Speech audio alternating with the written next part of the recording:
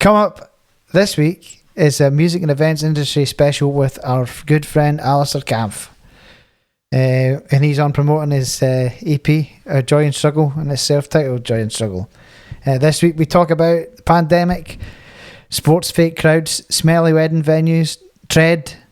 I think it's called Tread, but we need the link. We'll put the link in the description. Saving music and events, the economy, furlough, the Comey Rule, self-employment grant, falling through the cracks, Josh Groban, favourite gigs, Young Fathers, Father John Misty, Justice.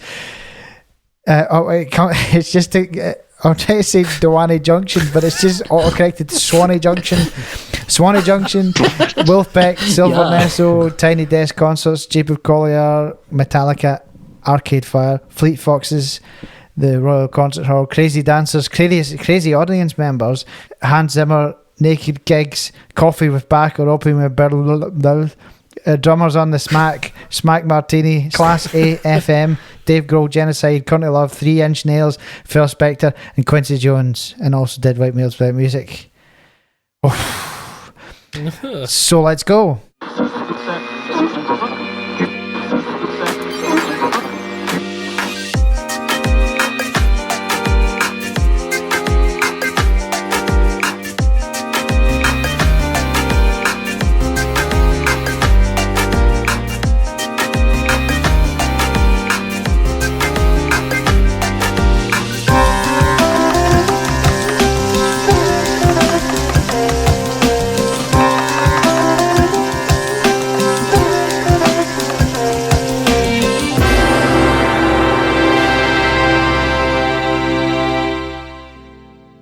Welcome to episode 17 of the Carbon Copy COVID Curer podcast. There may be some bad language. We're on Spotify, we're on Apple, we're on YouTube and Anchor. We're a wedding band from central Scotland and we're on lockdown, so we're doing a podcast. My name is Martin, I play guitar in the band. I'm joined by our lead singer, David Swan. Howdy. Our bass player, Mark Caulfield. Hi there. And our drummer, Neil McDougall. Good evening. We've got Neil just fell off his seat. I think Neil fell off his seat because he's very excited, like we all are, about our very special guest we've got this week. Who is it, Merv? Who is it? It's a man who really cares about music, a live sound engineer, musician, mic expert, one of the biggest sound guys in Edinburgh, Mr. Alasdair Kampff. How you doing, guys? Hey there. Welcome, Alasdair. How you doing? Not too bad, thanks. Thanks for having me in. You having a good pandemic? Oh yeah, like everyone, you know. It's been fine.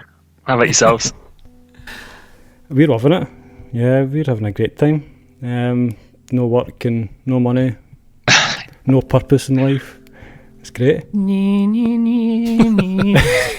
How do the sound effects? Some of it's been okay. I mean, you know, I think, all joking aside, I think like quite a few people, there's kind of that funny feeling where some of the personal stuff over the summer has been all right. Like, I've got to spend a lot more time with my wife, and I've got to spend a lot more time outdoors instead of like down dingy basements doing sound for live bands up till 3 a.m. kind of thing. But yeah, I think sort of now that the nights are all drawn in and everything, you start thinking about it all again and wanting to get back into the basements and seeing your pals again and all being up close to each other and playing music too loud and all the rest again. So yeah, it's mixed.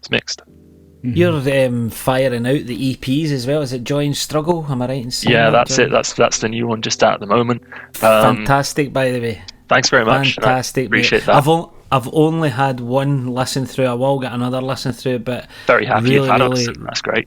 Really good, mate. Really good. As all your stuff I've listened to be fair, Alasdair. That's really So he's a very talented guitarist as well, not just a sound guy.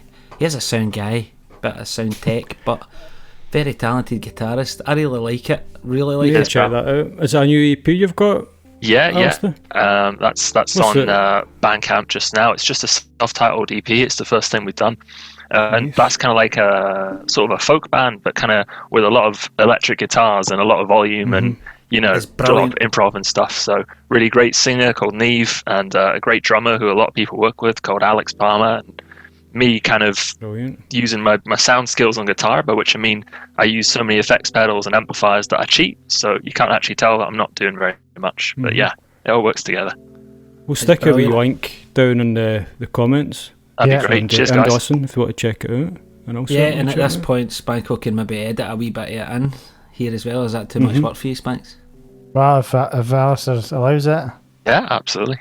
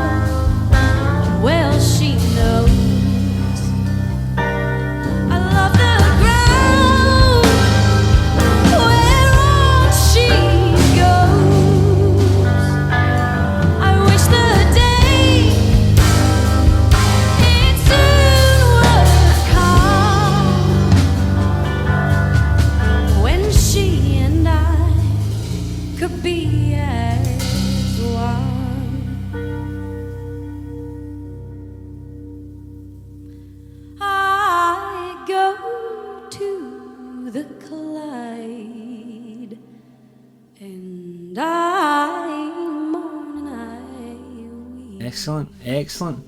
I like the folk part of it. I do like it. I must admit that it's kind of a like country to me. Folk. There's good and bad.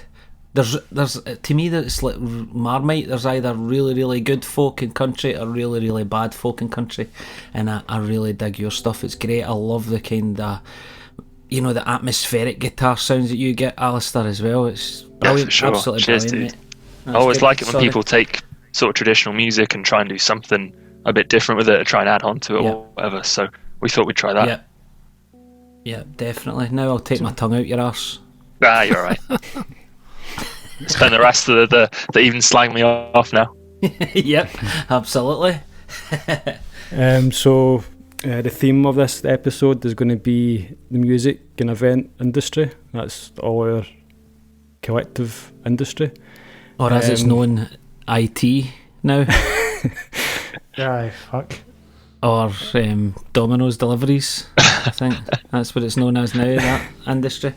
So we ask our guest a question, then we ask it to the rest of us. So I'm going to ask you a wee question, Alasdair, if you wouldn't mind answering it, and that is, how has the pandemic affected your industry? Where do you even start with that, eh? I mean, it feels wiped it out. Yeah, I know. I mean, at the very top level, I feel like there are still things going, because there's people that can record, even do the socially distant drive-in gigs and the things that you've been seeing a wee bit of, or they can, record things in studios and send it out to millions of fans on, whatever social media. But at the day-to-day level that I kind of live at, it's gone. It's wiped out.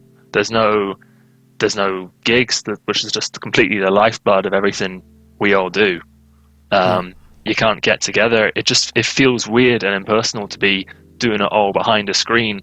And I suppose, like, if I do stream someone's home gig or something like that, they do, and I enjoy it, then great. But a lot of the time, you're trying to just get into the vibe of what it's like seeing a band, and then something, there'll be a wee glitch or something, or the audio will lag, or it just reminds you so much of how much we've lost. I'm kind of reaching around for different things here, because it's difficult to convey with words how much everything's just fucked, to be honest, at the moment. I really do feel that way. You more so than most of the sound engineer guys that we work with, you're a people guy, Alasdair, as well. So it's not just the live music, it's the turning up half an hour before it, having a wee blather, finding out what you've been doing the last week or two, and then having a good night and the pub's packed and everybody's jumping about, and then we've all had a good night, and there's more to it than just turning up and having the gig, if you like, isn't there? There's usually there's that. The social thing is what makes it all work, you know? I mean, I love listening at home to, you know, a good album as much as anyone else, maybe more than some people, you know, but actually seeing people and having it all together is what makes it all really work. I've stopped listening to anything online, really, that live stuff now. I did at the start. I was tuning into a lot of, you know, guys that were doing the, you know, the tip jars on PayPal and try to help out and stuff. But me too, Swanee. I know what you mean. I can't do it now. I can't. I've got to the point where I'm like, I just can't watch any more of it now. It needs to be live next for me, or it's nothing. You know, I mean, like you, I do listen to albums and listen to your EP and stuff like that. But this particular, we're trying to do this live stuff over the internet. Don't use that as a longevity thing, because it's no fucking working for me. Yeah, totally, you know, man. Totally. It needs to go as soon as it possibly can. There's a lot of guys as well that are doing, I've noticed a lot of bands and stuff, they're actually doing, because they know now, you know, the restrictions are going to be there for a good long time, they're doing like ticketed, you know, shows, live streams. I know some people in the Edinburgh scene are doing that kind of thing, yeah. I just don't see how that... I don't see how that's going to work. But, I know what you mean. I know what you mean. Well, that's it, because on the one hand, I'm thinking, I don't want to, you know, I wouldn't pay for something that I can't actually see live like that. On the other hand, I'm thinking, well, at least someone is putting their hand up and trying to do something for keeping things going. Whether it's a stopgap or a longer term thing or whatever, I do admire it, but it does kind of leave me cold, so... The way I see it as well is, I mean, I'm listening to this and it could be the best fantastic band you've ever heard in your life, but they're still coming out my iPhone speaker. Do you know what I mean? It's like, I'm just depressed with it all now, so ignore me, but it doesn't do anything for me anymore. At the start, it got me through a few weeks and stuff where I was like, that's good to see the guys up online and they're gigging, and we were putting our kind of stuff up as well. But it gets to the point where I'm like, no, it needs to be live now. Totally. And I'm not even just talking about music, anything. Just give me like a football game, a crowd, or a... You know, anything. Have you found Have you found the live sports that have come back? Has that kind of scratched your itch at all? No, really, mate. It's the same as this. Because the crowd's gone. It's the same as this, It's the same as the music stuff. I mean, I can do it for a week, 2 weeks, and then I'm like, this is absolutely garbage, and I just don't... And you can see it in the players. You know, there's some really strange score lines coming out, and it's I know what you all mean. in part and all of, the kind of fake crowd noise. I mean, that's actually done very well by you know, some of my kind of, if you like, fellow industry professionals. It is pretty skillfully put together, but even so, it's funny. But I'll tell you what I watched, actually, just... yesterday that I really liked. I watched the tennis, the French Open final, Nadal and Djokovic, you know, and they had people in for that, and it was only 1,000 people, but it was enough, and they had them all down the front by the microphones. It was enough that it was real again. Do you know what I mean? Yeah. And that was great. I think there's been quite a few events in different countries that have had, you know, like 1,000 or so many people. It only really seems to be us that haven't really got involved in getting, you know, a limited number of people back. I think even in the States, if they've got some basketball stuff in the go, and I think the snooker tried to do a wee bit here. They did actually, the final, they had a few people. They had a bunch of people in for that, didn't they? The where we are right now, for the next wee while, I don't think we'll see anything like that. And the word you used is real. It needs to be real now for me. Anything like that has got to have the passion. I was watching a couple of football videos because there's a big game coming up at the weekend. I kind of are just in a lot of group chats, and some videos been sent, and the crowd noise and atmosphere when a goal goes in seems now to me like tenfold almost.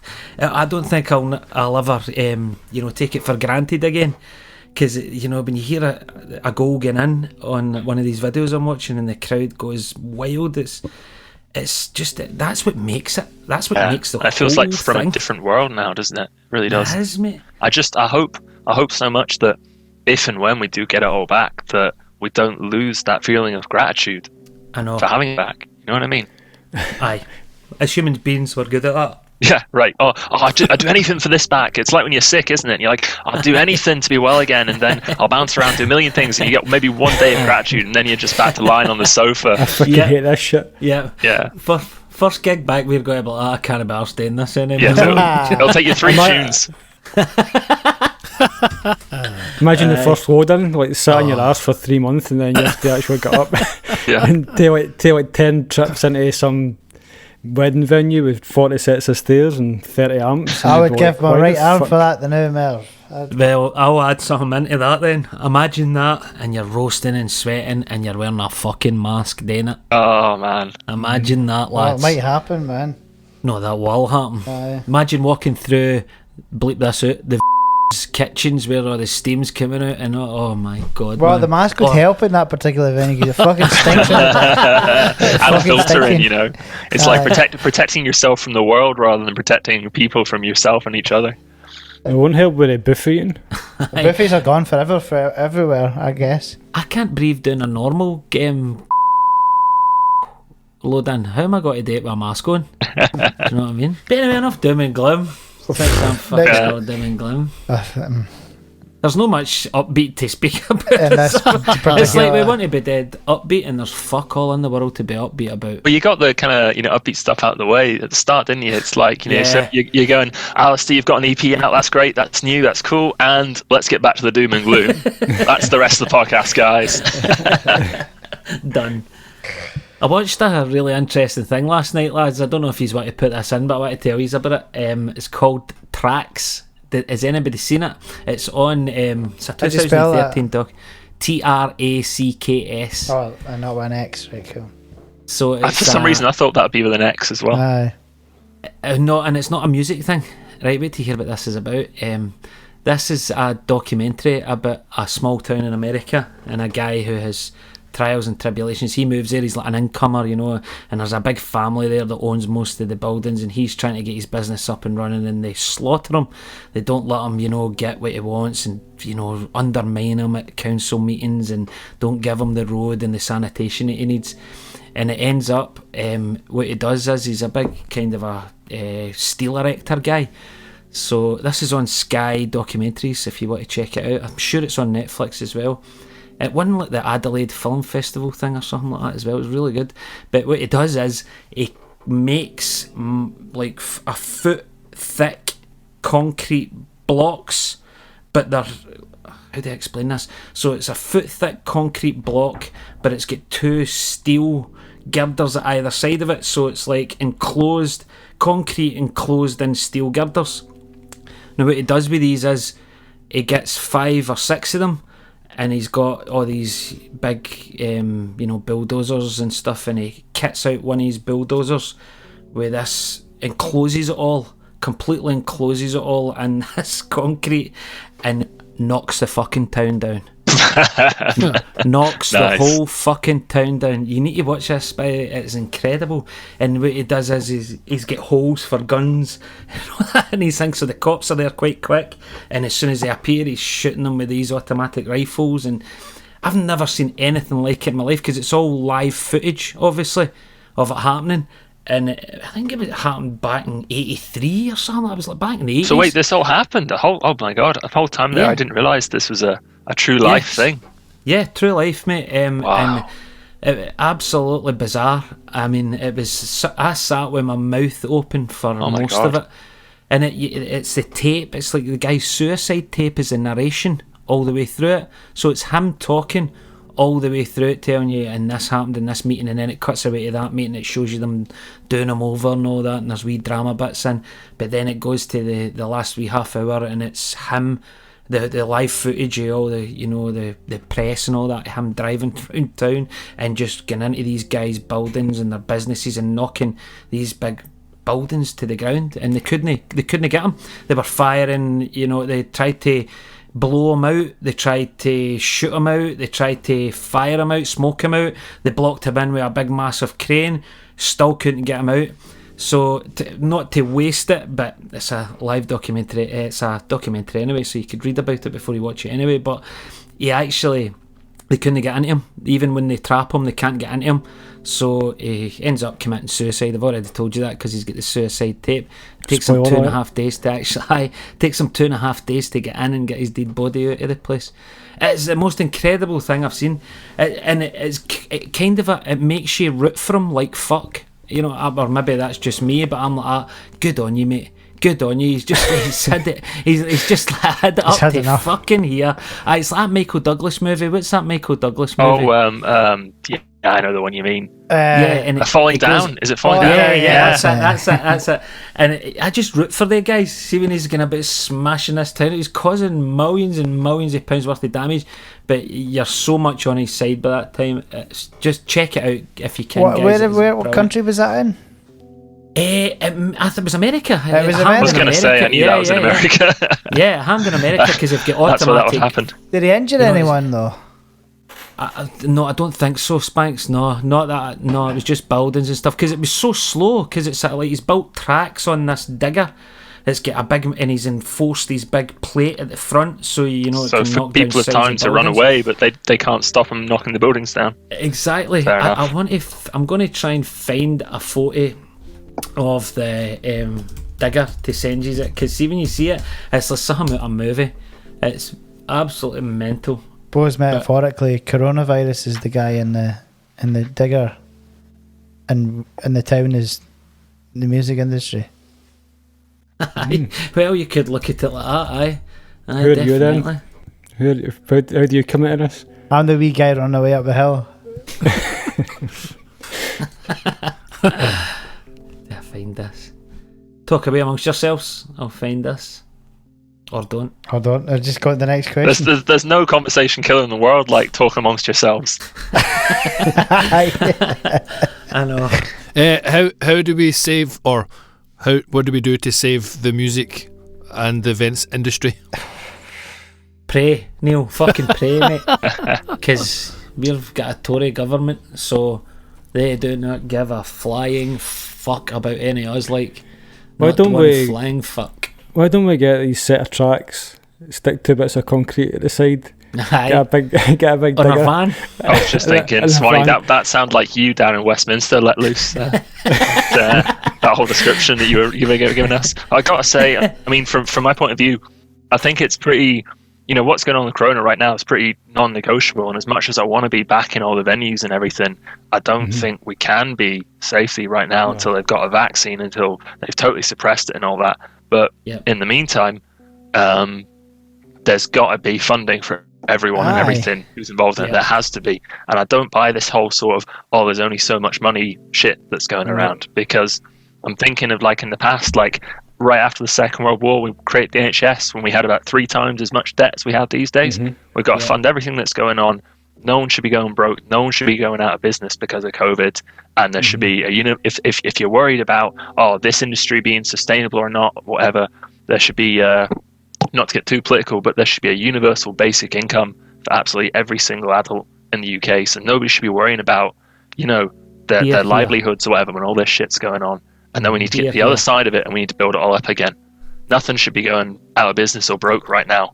I really don't think so. It's the only solution, just everything you've said there. So Alasdair, honestly, I think it needs to come, whether it's we're obviously late anyway, whether it comes sooner or later. I mean, maybe it won't come, but I do feel that it has to come because there's literally no alternative. But it's just, it needs to happen. And there's so much damage being done. People being told to get a new job, and then they get a new job, and then that job's becomes non-existent anymore, and they need to get another job, and it's a lot of worry for people. And instead of paying the businesses, I mean, instead of like printing money, which they're doing, paying businesses, which they're doing, which they've always done, the quantitative easing. Quantitative easing, exactly. So like they have no problem creating money. There's no problem doing that, but they send it to, they send it to business, they send it to banks, which I'm not actually necessarily opposed to in and itself. But if you can do that, you can print money effectively and give it to people. 100%. Absolutely, mate. You're preaching to the converted here. But again, I was going to say, like, when I was thinking, I shouldn't get too political here. I was kind of thinking about some of the guys I was talking to there, and I thought, I'll just go on. But actually, I do think there are, not necessarily in entertainment or whatever, but there are sometimes you get to a point with a certain type of job where maybe it isn't sustainable, whatever, anymore. But you should never have someone worrying if they're going to be able to feed themselves and their family. Just because their job's unsustainable. So you got to have some kind of basic income, a universal credit that goes to everyone all the time, that's higher than what we have at the moment because it's pretty shockingly low. so that people can eat and sustain their lives while they're worrying about how they're going to retrain, what industry they're going to go into. You know, I'm not saying that stuff isn't need to be done, but yeah, there we are. You know, the types of jobs we're talking about, music, events, gigs, weddings, things that people are, I think, are always going to want. 5 years time, 10 years time, 20 years time, 30 years time, I think there's always going to be a market for it. The thing is kind of almost backwards about this. A lot of the jobs that they're trying so hard to save, which they still should do now, are actually the jobs that in 5 years time, 10 years time, 15 years time won't exist, because automation, changes in technology, you know. Yeah. There's this big push to save these jobs. This whole viable talk, it's just like, it's a horrible word that's used in a horrible way. I was trying to search for that word earlier. It's horrible, isn't it?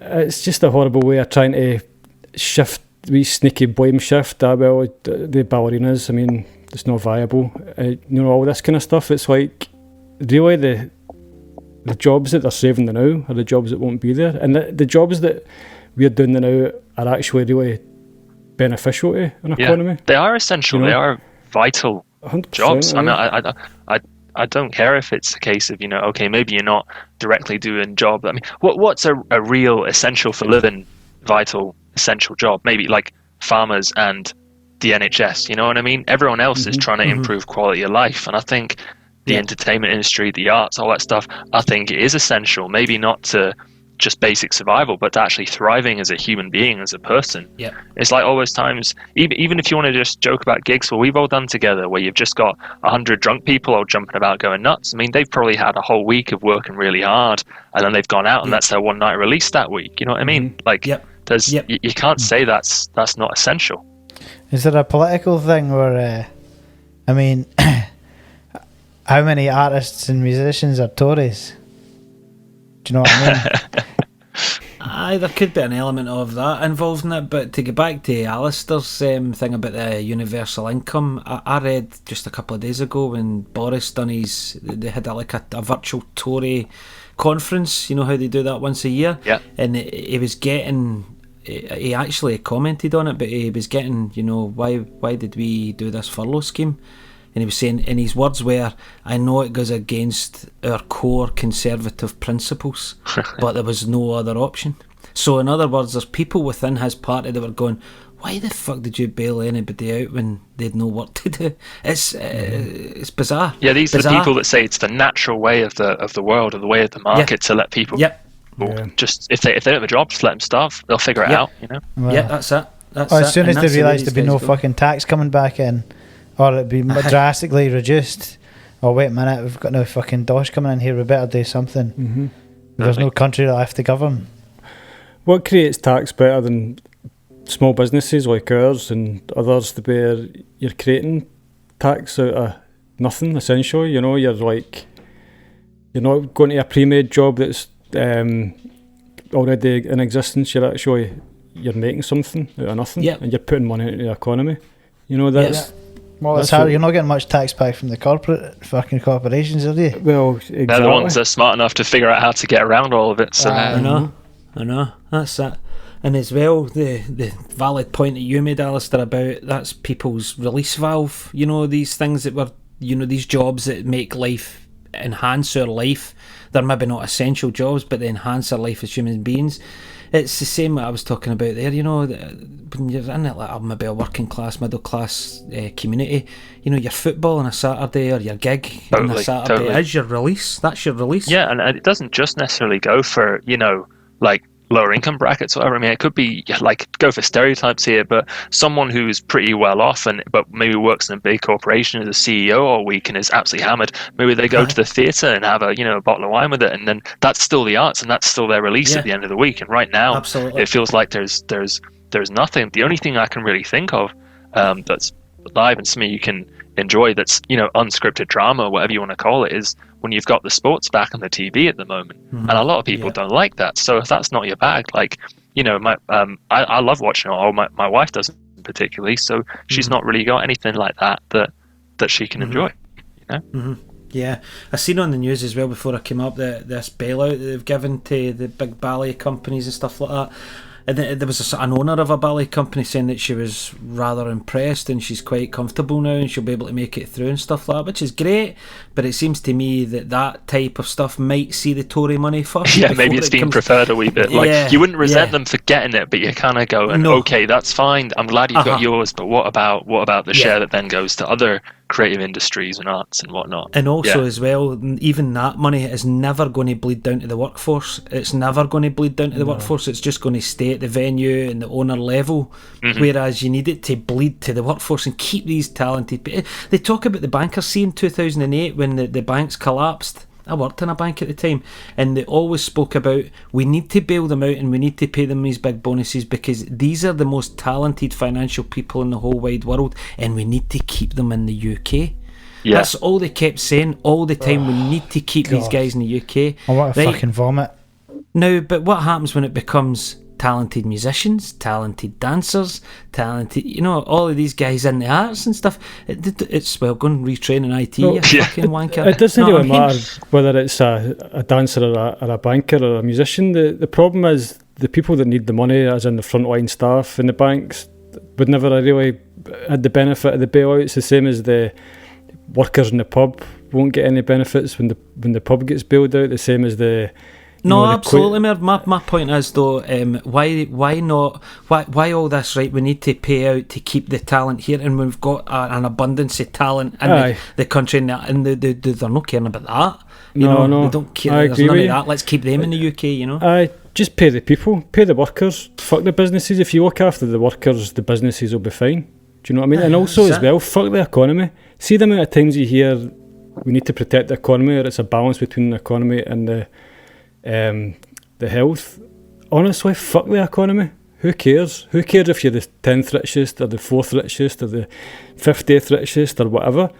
It matters what you do with the wealth that you've got. And if we become, through Brexit or whatever, an imaginary couple of places higher up the ranks in the richness tables, it's not going to be any better for MD. It's actually going to be just as bad, if not worse. So this whole thing about the economy is just a total, falsehood. Print the money, save the economy. It's just like, honestly, who cares about the economy? They've got to always do that, haven't they? Because they're always got. If you go the other way, then it's a socialist, almost communist state, isn't it? So if you're going to universal income and don't worry about the economy, just fucking everybody have the same income and we'll be all right once this all goes away. And business, and you're right, businesses would be there because the workers will be there to have the businesses operating. But that's never, even with a Labour government, even with any other parties. Probably Greens would be the closest, but you're never going to get that. That's them heading down the socialist I think route. Any country, and I don't agree with this, but any country that starts implementing a massive UBI, say Britain does it, their pound will probably drop right off. Huge, massively. Because if you do things that are against the fucking norm of capitalism, market, then, like for instance, when Scotland didn't leave the UK, the pound shot up. Like things that are fucking, in my book, fucking shit. When they voted in the fucking massive Tory government, the pound shot right up again, just because it's big business and basically bullshit markets like that. just don't the like markets disruption, go that like, right. they're confident now. This is what they're doing, so the pound fucking shot up, even though the people are going to fucking suffer, man, from these big, massive, horrible decisions. Well, you can have a big economy, and I speak about this country every week. Germany, they're paying their people, they're paying their workers. They're a bigger economy than Britain. They're in the EU, they're in the euro. All these things that we're told are holding this country back from being rich. Germany succeeds because it's at the centre of Europe. That's the way it goes for it. And I'm not going to say they're some kind of socialist state or anything, because they're not. But they have a sort of much more worker-based form of capitalism. They do things like they'll say, okay, we need, if an industry is going to be out for 6 months and then it comes back, it's no good if all those people get sacked and they destroy all the supply lines and everything in the meantime. So they do their furlough schemes and whatnot, but they can put them in for 18 months. They just say, as long as it's needed, and then we'll take care of it. On the other side, you'll come back and you'll be economically productive citizen paying your taxes again, and we'll all do better because of that. And that improves the economy overall. Aye. Not this crap about how are they paying for this, Mr. Prime Minister? How are they paying for this? Which is what I hear all the time from the fucking You know, when he's walking out and the press are all there, that's the first fucking question you hear is, how are we paying for all this? How are we paying for all this? That is a legacy of what we were talking about before, 2008 and the crash that happened. Yeah. The Tory government that came in a couple of years after that, they pulled this great confusion over everybody, where they pretended that the way that the finances of a country work are like the finances of a household. So they said, okay, we all know this. When you're a household, you can't have more going out every month than you've got coming in. You can spend on one big thing like a house and get a mortgage and pay that off, but your day-to-day income and expenses have to add up. And that's not the way countries work, because they create their own money. Yeah, absolutely. You can't. Don't get me wrong. You can't just get away with it and pay for anything you want forever, because eventually you get hyperinflation and you go the way of 1930s Germany or Zimbabwe. Exactly. So, but as long as financial markets are still happy to lend you money at low interest rates, then you can pay for essential things like keeping your workforce from starving, for example. Yeah, absolutely. You can do that. You can borrow money right now. They're looking at the Bank of England has started suggesting that we should get ready for negative interest rates. It's that easy to borrow money at the moment at a large level. Yeah, so I heard about that. It's how does that work? So they pay you to borrow money? Yeah, pretty much. So you don't have to pay them back quite as much as you borrowed, but it doesn't work like you and me. It's only at the level of Bank of Scotland would turn to Bank of England, borrow a lot of money, and then to encourage liquidity, encourage people to borrow and to spend. And then they would pass that money on to us, and then we would have low interest rates. And then eventually they wouldn't have to pay the Bank of England back that much. What's your thoughts, Neil? I'm just drinking my beer and listening to your dulcet tones talking about stuff that sometimes I think it's like quantum physics might as well be fucking going off in my head, because I can't understand it. I wish I could, but to me it just seems like one of those things that just keeps asking more questions and then more questions and then more questions, and I never get a fucking answer. So I just shut up. I've got I can't, or I'll just become a serial killer. One of the two. So whatever you want. You want a serial killer or just someone who drinks beer and listens? I'll do that. This is it. You could put this podcast out, and then you could easily find someone who could come across far more knowledgeable than myself or Swanee, whoever, who would tell you exactly why everything we're saying right now is wrong, and why we can't have a furlough scheme, or why we can't have all this. I mean, it's that's why when there's that whole bit of Alasdair, that's the thing. If anybody does come and say it, they're just talking shit. Yeah, totally, man. That's what I'm going to stick to anyway. The opinion always comes into it so much. You can't always just say, trust the science, these are the facts. The opinion does always come into it a huge amount. What I've started hearing now from the party in power just now, I've heard it twice now, is they've gone based. And when policies have come out, it's gone, that's not our fault that you're losing a job, it's COVID's fault. It's like, no, COVID doesn't make a decision on the finances of a fucking country. Yeah. Don't pretend that it does. Absolutely, Spanks, absolutely. And do you know what's annoying me more than anything? That wee picture I sent you today, and it's all over the news about the ballerina, and she'll need to retrain in the cyber thing. And all that. Yeah. They've not got the fucking balls to come out and go, we expect these industries to be out the game until there is a vaccine. They're not actually physically committing themselves to say that. And that is so... even if they came out and said that, what I've just said, and even added on, but we're not paying you a fucking penny, so go and get another job, then I would be quite... I would be like, thanks for your fucking honesty, you Tory cunt. At least I know now. You know what I mean? At least I know now where my future stands. That's airing about it and laughing about it and having to pick out wee bits of their propaganda to realise what they're planning and what they think will happen. It's fucking ridiculous. Come out and tell the hospitality industry, be honest tell about entertainment, come out and say, look, this is not going to happen until we get a viable vaccine that's got some long-lasting immunity to it. Because every single scientific fucking thing that I've read, they've read that too, and they all say that. So why are they not just coming out and telling us that? And I know why they're not coming out and telling us that, because they're fearing in case they lose votes, and they're fearing in case they lose people, but it's the fucking truth, and everybody knows it, and they just won't come out and actually of course. tell you. I mean, the minister who was responsible for the department where that advert came out, he was questioned about it. The one with the ballerina, her next job's inside. Yeah. And he immediately just said, yeah, but actually, it was a different department that did that, but I didn't know about that. He just completely abandoned responsibility for it. Instead of just fronting up and going, actually, you know what? Yeah, we do stand by that, and quite a lot of people are going to have to retrain, and that maybe that's not a viable job. We thought ballerina was a good example of someone that'd be like that. So tough, Didn't have the balls to say that. He just said, "Oh no, someone else." Yeah, absolutely. And I think as well, being able to coming out and being honest with people instead of just going, oh well, you might need to retrain. That might not be able to do that for a wee while and stuff like that. But actually coming out and saying to somebody, your job won't be there for 2 years, 3 years minimum, 4 years minimum, we think, for the vaccine, then people have a way of going, right, I can just work my life round about that, and then I can go back to whatever I was doing. Instead of all this, it's propaganda nonsense. And you need to actually pick out the wee bits that they send out, like that poster, to be able to realise this is what's going on, because they've sat in a room, 8 of them or 9 of them, or how many it is with Sage, and they've worked all this out, and they've got these wee things that are going to be drip fed to us over the next 6 months to 12 months about how if you're in this industry you would need to go and do this and do that, instead of actually just physically come out and going, are you fucking stupid, there's not going to be any football or music or gigs or anything like that until we get a vaccine. Nobody will come out and say that. Nobody. It's fucking absolutely ludicrous. It is implied, but there is an element of they don't know.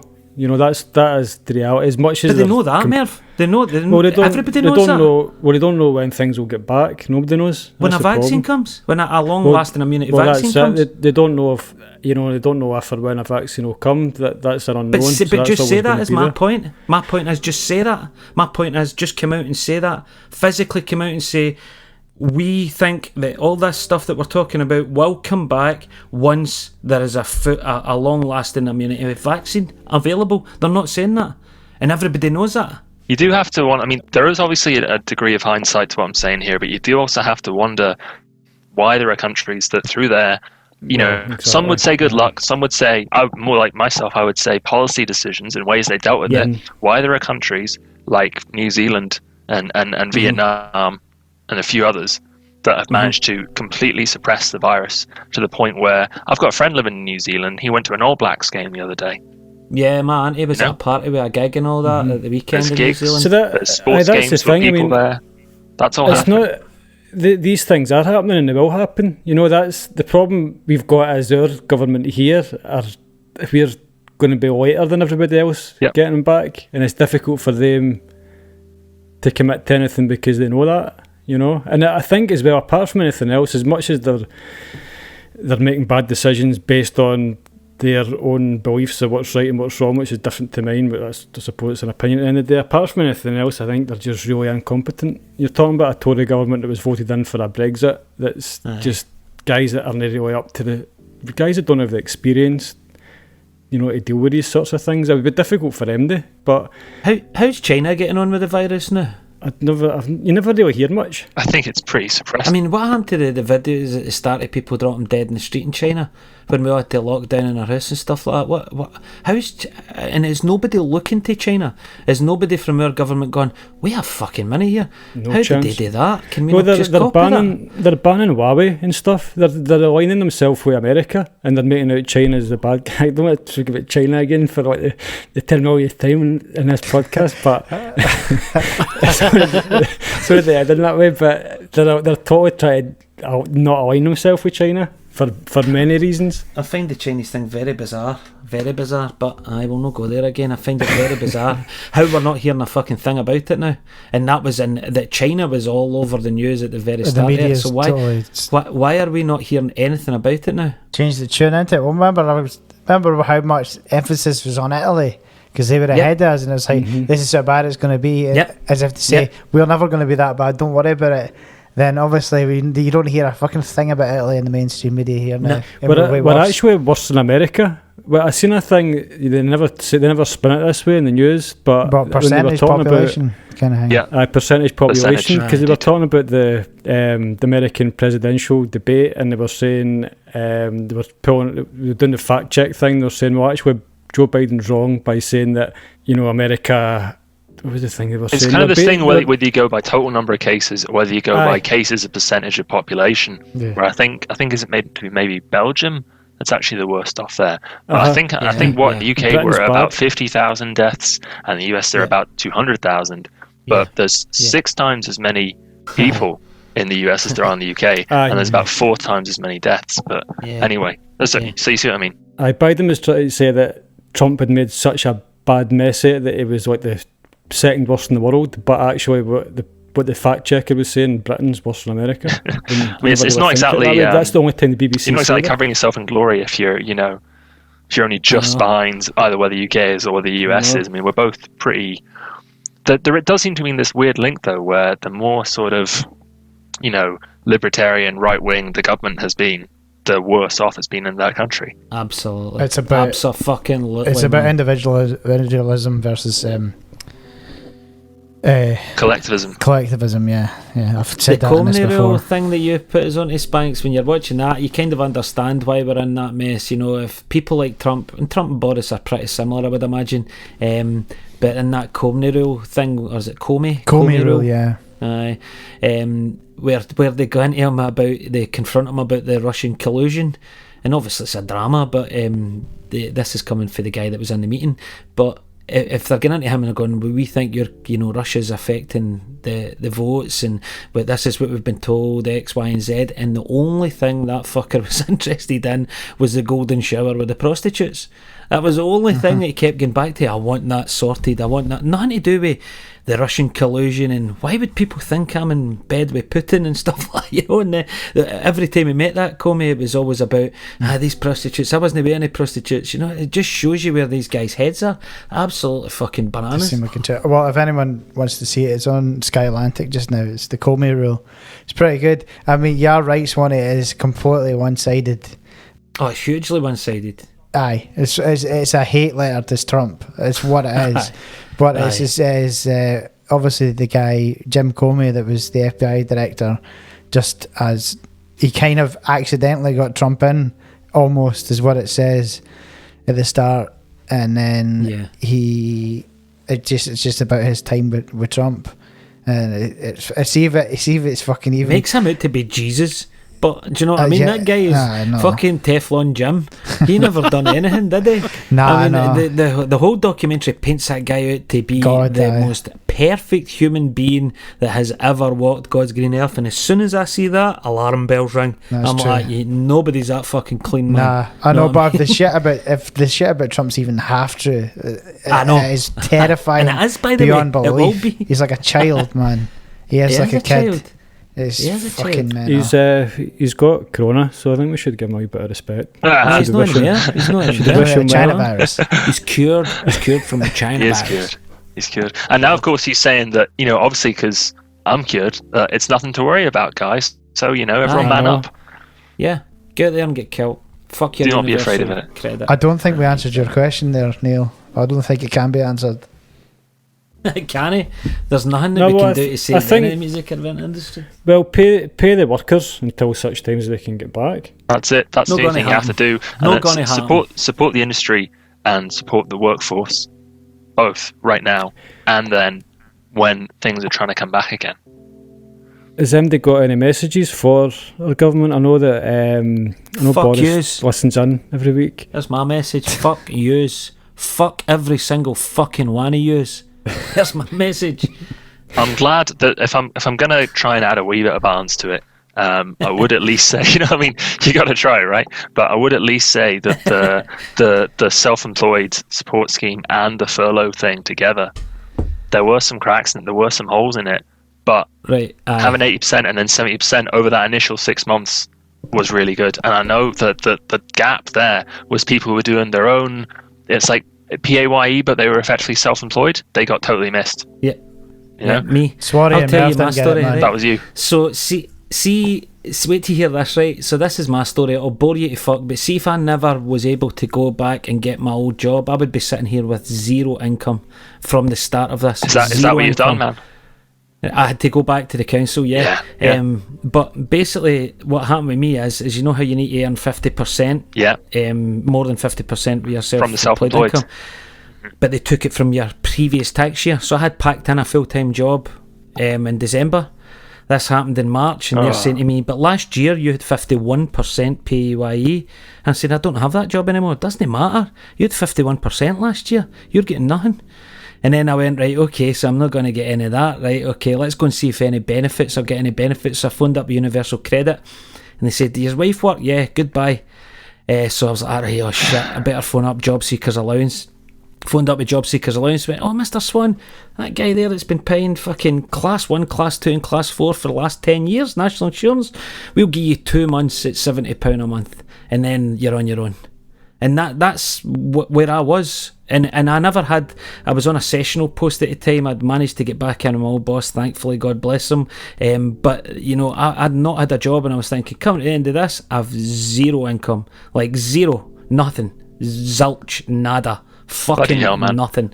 And that's after 10 years of working up a self-employed business, paying class and working another job at the same time so that I can build up that business and paying every single class of insurance that you can pay, plus my 20% tax, plus my fucking... don't get me started. I hear you, man. I mean, this is the thing, like, when I was getting the self-employed payments coming to me, I know sometimes people have this really weird mentality, but they do, you know, where they go, oh, I don't know about getting benefits when this is happening. I feel like I'm scrounging, or I feel like I'm doing that, because the mentality that the government tries to put into your head has finally got to them a wee bit. Yeah. And I said, I'm not going to have any of that. I've paid, you know, ever since I've been self-employed, I've paid all my bits and my bobs, and I've paid all my national insurance, and this is it coming back to me. It's national insurance, you know, for one situation that's happened, and now I'm getting back. That should have been your attitude, mate. Totally, man. And that was my attitude, and I was like, I'll get paid for this, and then hopefully I'll have something to go back to later on.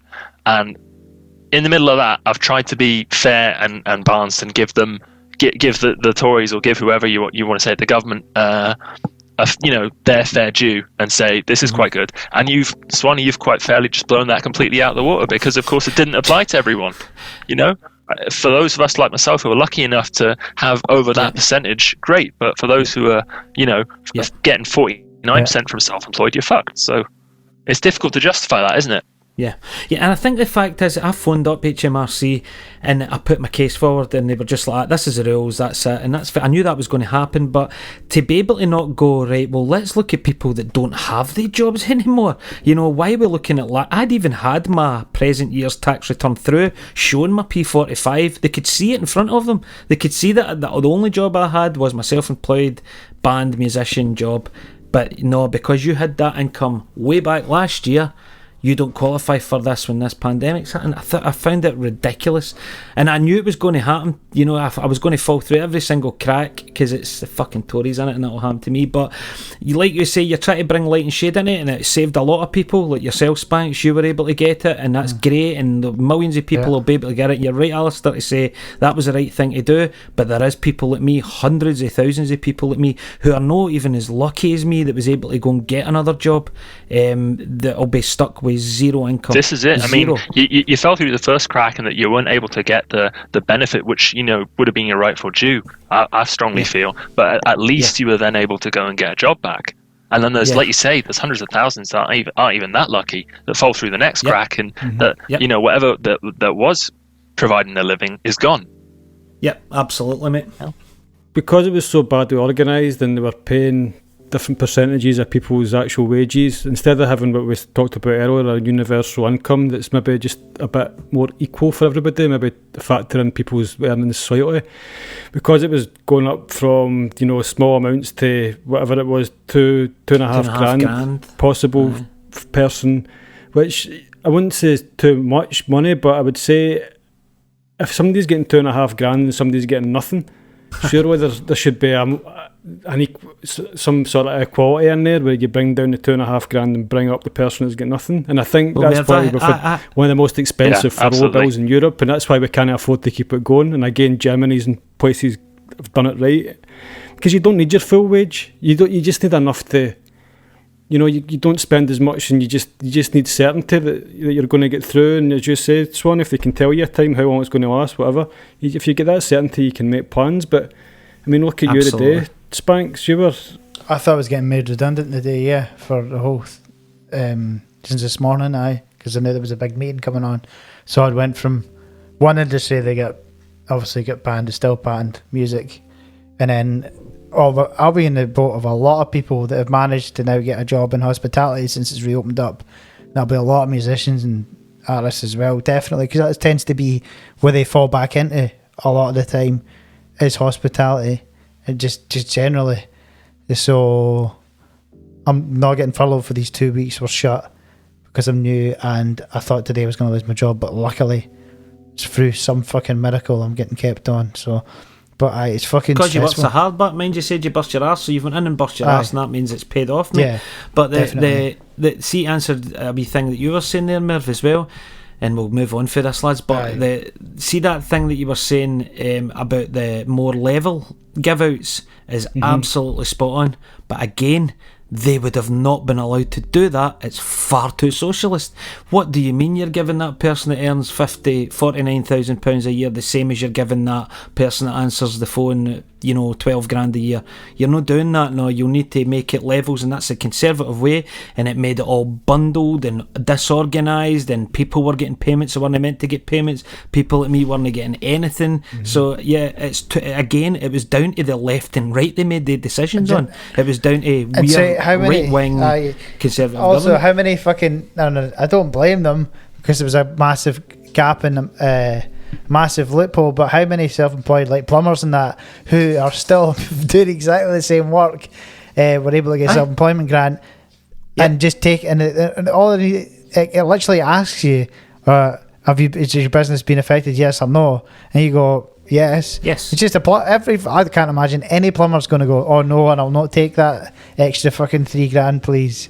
Do you know what I mean? I know people that they'll be paying for fucking holidays and shit like that for them. I know people that were self-employed who their self-employed business went down like ours over lockdown. They were given the grant, they got a job, they were still getting the grant, and their self-employed business came back up, so they were able to do the job, part-time self-employed business, all while getting a grant. Yeah. Do you know what I mean? And I was sitting going, I've got fucking nothing. Yeah. And that's the kind of thing I think as well, that if I'm going to be cynical, I would say that Tories absolutely love doing, which is creating resentment and cynicism between people who should be working together and helping each other. Oh, it's and on each other's divide side. And conquer. That's got to be a Tory. Absolutely. As. Let's move on. Aye, we need to move on. Go off the politics. Name your politics. We'll come back to it. I know we will. This next question looks way more positive. Neil sleeping. Neil, are you sleeping, mate? Are you sleeping? No. The only thing I think if I can add something, Yeah. I've been thinking this entire time. I think we should have a Tory Big Brother, so that we could just get them all just in one locked place, and then it will all come out. They can't hide it.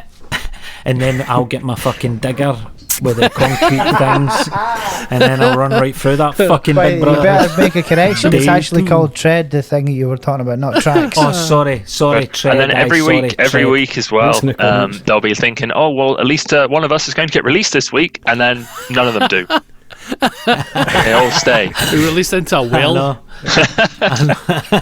Did you all see that photo that I put in? By the way, I think it's called Tracks on Sky Spanks. It might have been Threads over in America, but I'll check. Those look like some crazy photos. You have to put them in there when this is going out. That is nuts, isn't it? It's absolutely nuts. You need to watch that. Watch that if you get a wee chance. It's only about an hour long, but incredible.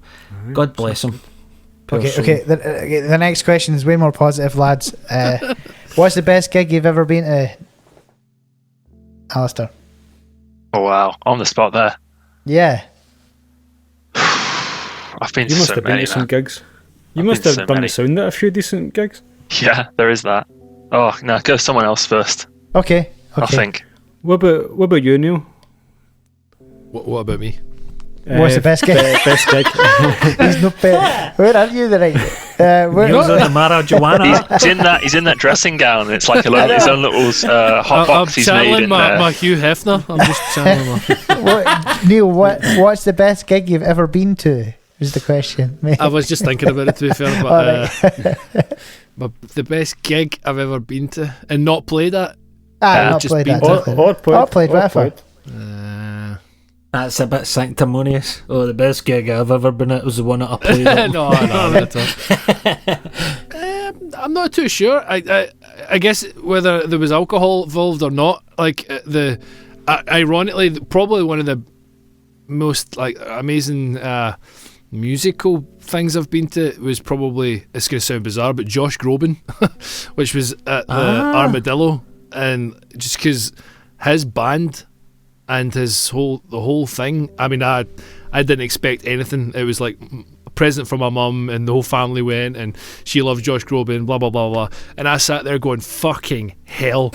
I was like, I want to be this guy. I mean, it was just, honestly, I mean, he's a singer and all that, but he's a drummer as well, and he did all this stuff, and his whole band were absolutely, Is he a drummer too, that boy? Aye. He's a drummer first, and I didn't know that. Aye, and then he's like this. He was making fully grown adult women greet and little girls greet. We do that. Everybody. Aye, but for the right reasons, not for illegal reasons. And it was just the whole experience was just something that I was completely I mean, I was probably in the opposite opinion, like just like, I'd rather just be picking my nose or something. But honestly, it was amazing. It was unbelievable. Like from that sense, that sounds cool. I mean, for like Matteo music or anything like that, there's probably other things, but I think as a full kind of package of something that I was not expecting, I kind of went away going, fucking hell. I mean, I didn't buy any of his albums, unexpected. But it was as an experience, it was the thing. Exactly. Yeah. I think that goes back to what Swanee was talking about. With the live music without live is dead. There's none. Yeah, it's none. Aye, it's all over. Did you not buy any merch? You've not got a Josh t-shirt? No, I don't have I don't have anything like that. A pillowcase or nothing like that. Nah. Do you know the best gig I've ever been at? And that's quite surprising me, because I've been to loads and loads of gigs where it's like really bouncing and a really good time and a wee bit drunk and all that, but the best gig I've ever been to is Tommy Emmanuel in the Royal Concert Hall, and it was a sit down affair obviously with Tommy, but it was just phenomenal, absolutely phenomenal to watch that and hear it in that particular venue. And he'd done the last song that he'd done, I mean, he played all his amazing stuff and guitar all night, but the last song he'd done was a wee 3-chorder, Johnny Cash, is it Hurt or something like it's called, that song? And just one spotlight in the middle, and Tommy came on with a guitar, and it was just, you had to be there. It was fucking incredible. It's brave to play that song as well. Yeah, it's actually a Nine Inch Nails tune. Is indeed. And Trent Reznor's in Mr. Nine Inch Nails famously said after Johnny Cash played it, after he heard the tune, he said, "That's not my song anymore. That's his." So it's weirdly, it's weird, because I was going to say that, and I was like, I'll leave that, because it's weird, because Trent Reznor saying that, I almost feel it's kind of legitimate when people say Johnny Cash is hurt. You know what I mean? And then Trent Reznor didn't start playing that tune again until after Johnny Cash passed away. For a few years, he didn't play it at all. He was like sort of honorary, his tune for a wee while, and then it comes back to me later on when he's no longer with us. So yeah, but I thought of my answer. It's I can't pick out one individual gig, but I'm definitely going to go with an individual band who I think I'm very happy as well. They're a Scottish band, and they're new, and I think they're just the best live band going at the moment. And I'm evangelical about them. I'll tell anyone about them, and that's Young Fathers, who I think are a good band on record, a very good band at times, but live, it's like you're talking about the whole bit with your boy there, and the experience of seeing him and all that. But I think live, I haven't seen him about 7 or 8 times now. Maybe only one of those gigs was less than spellbinding. You know what I mean? I've heard a couple of their tunes, Alasdair, and the couple that I've heard are alright, but I don't know much about them, but I did know they were Scottish. So one of these bands are just years ago when I was a support worker, there was like 6 music on, and the kind of bit we all shared together, and one of their tunes came on. I went, oh, that's interesting. I didn't go, oh my god. I went, oh, that's cool. Okay. And I bought their album, and I was like, oh, that's pretty good, you know. And then I saw them live. It was like the New Year's gig that they do, you know, the Hogmanay one, and it was the stage on Waverley Bridge, I think it was. And I was just down with some of my friends, and they played. That was like 14 going into 15 that year, and just walked away just speechless. I honestly thought they were that good, and I've seen them 7 or 8 times since, and there's this like level of intensity that they get to, which is completely tribal, but it also feels like they had this thing the last little while where it almost feels like, I don't know, it's going to sound daft, but there's almost this like spiritual element, or like you've gone to church or something to it. They have a whole load of white light and like harmonies and stuff coming at you that feels like, you know, the presence of God type vibe, and then they just have some absolutely filthy, colossal bass thing hit you, and everyone's just tearing the place apart, and you're like, this is it. This is the thing. You know what I mean? They've got really good synth sounds. As I said, I don't know much about them, but I'm just wanting up the tune that I did. Get Up. Yeah, that weird sort of out-of-tune synth they've got going through it. It sounds so cool. There's a high one that's out of tune, but then there's a low one as well that's just like so like powerful. They've got that on stage with them. It's like a really weird, big, old analog thing with loads of weird, like, you know, modular bits and dials and knobs on it, and they make some pretty messed up sounds on it live. That's when they kind of let loose a bit. But I mean, the studio stuff's all great, man. But they're just one of those bands you got to see, if you ever can, right? So another Scottish band we should shout out to, just wreck their careers. The Memes, the gig we went to in London, that was good. It was good, man. Young Fathers, I've seen supporting LCD Sound System. I'm jealous. I'd love to see LCD Sound System. It's a great seen band. Them twice now. They're really good, man. I've seen them once. Is that yours? I can only do half a gig LCD. Oh yeah, I can only do half a gig, and then my attention wanders. That was good. It's too intelligent musically for me. That stuff. It's far too intelligent. I think you'd enjoy it, Greg. Way too above my If head. you're full of it, you'd love it, mate. I love anyone I'm full of it. I even love you, Spanker, when I'm full of it. Well, let's not go that far. There was one gig, I remember seeing some advert for a gig at the Hollywood Bowl that was going to be coming up a couple of years ago, and it was Young Fathers, then LCD Sound System, then the Yeah Yeah Yeahs, and I was just like, why am I on the other side of the world right now? What's going on? You know, that's a lineup. What about you, Me, I'm between... Well, I was thinking between two, definitely, maybe a third one. I think overall, the best gig I've ever been to was Justice at Rockness. That was just... Talk about intensity, man. That was absolutely mental. It was one of the coolest things I've ever seen. And obviously, just two DJs, but it was fucking amazing. Never underestimate the power of two DJs, eh? Aye, fucking unbelievable. One of the best gigs, and the crowd just going absolutely fucking nuts, like properly nuts. And there's a 5-minute bit in the middle where there's silence. The guy just sits in the chair smoking a fag, and everyone's cheering. It was mental. And then the flip side of that, probably Merv, remember Paul McCartney, Father John Misty.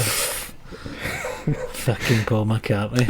I was going to say Father John Misty, that wee gig at the King Tut's, that was fucking class, because there was just the first album tour, and you were that close enough to them, and you could hear their actual amps and stuff, and it was great.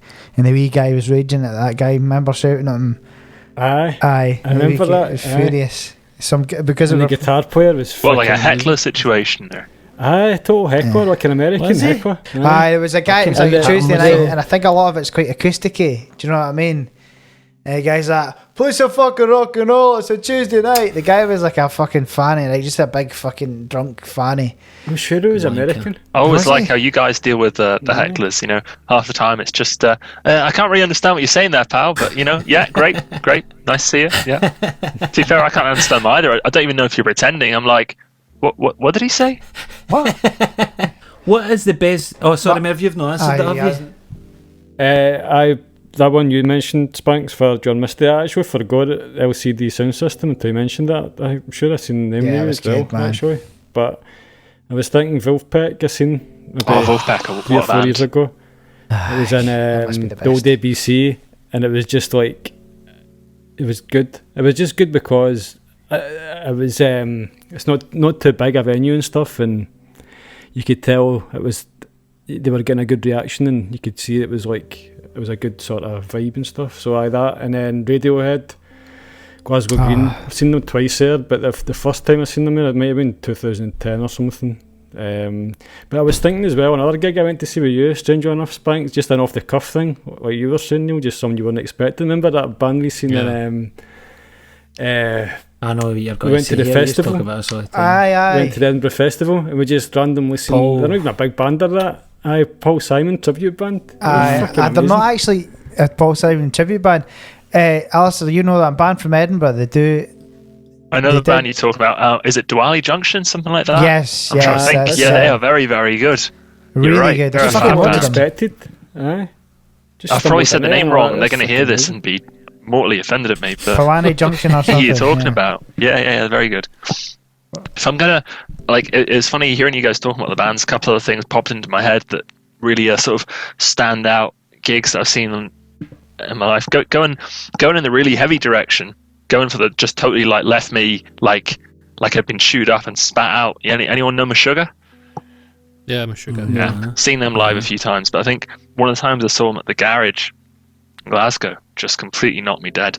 And then I would say like last year, 2 years ago, I saw Sylvan Esso, the US kind of like synth pop band, and just the vibe they had going in the crowd was like nothing I've ever felt. Like I've never had that feeling quite so much of the crowd being totally on a band's side and a band being so totally on a crowd's side, like they were there for each other. You know what I mean? So, I clicked. yeah, just a couple more pop into my head, really. I can't wait for all feedback. What's Just that talking band about it called? makes me I'm sad. writing this down while we're doing it. Sylvan Esso. They're pretty big. They're all over about YouTube and stuff. You know, one of these bands that have been quite good about being productive through lockdown. Like they've still found ways to make music videos and put out content and stuff, and do Tiny Desk. That's one of the weird things. I've not gotten into the streaming thing, but I've enjoyed watching stuff that's been recorded live and then put out there, like edited and done. You know, Spanko I'm talking about here, when stuff is edited, so it's been, you know, the sound and the video's all been sorted out and it's all nice and smooth. I really dig that. Like Tiny, was it all the Tiny Desk stuff? Like, you know, Little Dragon have done theirs and all these kind of things. You listen to that and it's just really tight and it's really nice and it's intimate. You know, it feels like they're just doing it at home, and I like that. Yeah, I agree. definitely. That's kind of kept me going a bit. The Jacob Collier one is quite good. Aye, man. At that. Anything with It's that like boy. a sort of live video, but pre-recorded. It's quite cool. Just one guy. Jacob Collier's Aye, like Tiny Desk. too talented for this earth, I think. I'll just finish this wee question off with the best gig ever was 1998 Barrowlands. The Wolf Don't Stop Me Coming. So, what's the best venue in Scotland? Spanko. Oh, it'd have to be Whistle Binkies, obviously. You said that so disingenuously. No, not. Well, for us, it probably is. Aye, for us, it is to play. For you guys, it's the only venue in Scotland. Nah, jokes. That's just my experience of yous. I know you do your, you know, all your wedding gigs. Spanko does all the sound and everything. Yeah. Aye. Aye. I like how you call me Spanko just so casually. There's no venom behind it. That's why I like it when you call me it. I like it when you call me Spanko. Give it time. The venom will emerge. Can you say Spanko with and without venom then, Spanks? Well, you say Spanko. Spanko. Venom. Jesus Christ. Jesus. I think for the venom to be there, like the humorous venom, I think Swanee has to say Spanko in the most Ouija voice possible. You know, like really dig into the accent, and then it'll sound like it's got no venom. humour in it anymore. It used to be. It's all dried up now. The humour died. That joke isn't funny anymore. It's just Spanks now. By the way, I don't think you need to pick a venue we've played in Spanks. Oh, It could be a gig, a genuine. When did it change from venue. Spanko to Spanks? I've got to ask. It was Spanko, I remember a while ago. Now it's just Spanks. I think Spanks just rolls a bit better. Rolls off the doesn't it? tongue better. Aye, Spanks. The Spanks. Spankinator. Spanks. Aye. Well, I think it's easier to say, isn't it? It's only one Isn't syllable. Spanx like a lady? But the O's kind of a satisfying sound to Aye, finish aye. on, Spanko. As opposed to like Spanks. That's his Sunday name now. Okay, So okay. if he's up the other end of Binkies and he's walking to the van or someone will go Spanko. But if he's like just been the usual dick, you're like Spanks for fuck's sake. Aye, you know. So I know the there's two difference. different Spankos. Aye. Well, it's definitely that conscious decision of like, or like me wondering, like, okay, can I say that now? Can I stop saying, Mark and David to these people and start saying, Swanee and Spanko? Or they're just gonna look at me and be like, come on, Alistair, like, what are you up to there? No, I'm not used to it as well. By the way, Neil, I heard you say that there. Yes, it is a ladies' thing. Spanks is a thing for keeping your bits in. I think. Yeah. Well, maybe that's it's like a slimming thing. You keep all of our podcast bits in. Keeps it all edited. Best venue in Scotland. Big venue. I'm gonna split the question, be cheeky, and say best big venue. Swanee's already mentioned it. It's got to be the Barrowlands. Has to be. And small venue for me, Jazz Bar, which I'm totally biased in saying, but I'm going to say Jazz Bar. So that's my two. Yeah. Yeah. I've not Totally been different there. vibes. Yeah, I can't compare the two of them. The feeling of going No, to I a was big gonna gig, say, going yeah. to a wee club or venue like that, but those are my two. Do you know what would be a class night? I've got shivers thinking about this. Going to a really, really good, amazing gig in the Barrowlands, and then going to somewhere like the Jazz Bar Yeah, after it to wind after down. shows like that can be the best, can't they? Ah, amazing. Keep the vibe going. You've stole mine, definitely Barrowlands for me. What about you, Neil? I didn't think of the Barrowlands until you mentioned it, and actually, it's pretty high up there, and one of the best, I think. Yeah, definitely. Yeah, for everything, it had the right shape for atmosphere and the sound. as well. Everything Sounds had it great. really good. Because I remember going to the SECC after a God. gig, it was awful I compared. hate it. But yeah, I I can remember seeing the Chili Peppers in the SECC, and I genuinely wanted my money back. That's my vision of hell. That is seeing a band like that in the SECC, and that's nothing against the Chili terrible. Peppers either. I love them. know that wouldn't work. I just know it wouldn't. It was terrible, Alasdair. Absolutely terrible. You couldn't hear a fucking thing, man. It was the worst gig ever. Maybe we should have done the worst gig. That's a bit damn. I've seen maybe 2 gigs ever in the SECC that sounded good. One was Arcade Fire, and that might have been a fluke because I saw them. Arcade Fire. They're brilliant live band. They're another one that has to be mentioned there. Yeah, But I saw them another Arcade time in the Fire. SECC, and it didn't sound good. But the only band I've seen one off there and sounded terrific was Metallica, and that is because they've got sound guys that have been working in the biggest, most horriblest venues in the world for about 30 years now, and they know what the fuck they're doing, and that's what definitely. that comes down to. Yeah, absolutely, mate.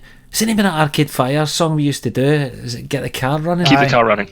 Oh, the car running. what a tune that is, man. I forgot about them. I've seen them as well in the Hydro, and that was my top 3 gigs. I totally forgot about that. That unbelievable. Didn't realise how many songs I knew.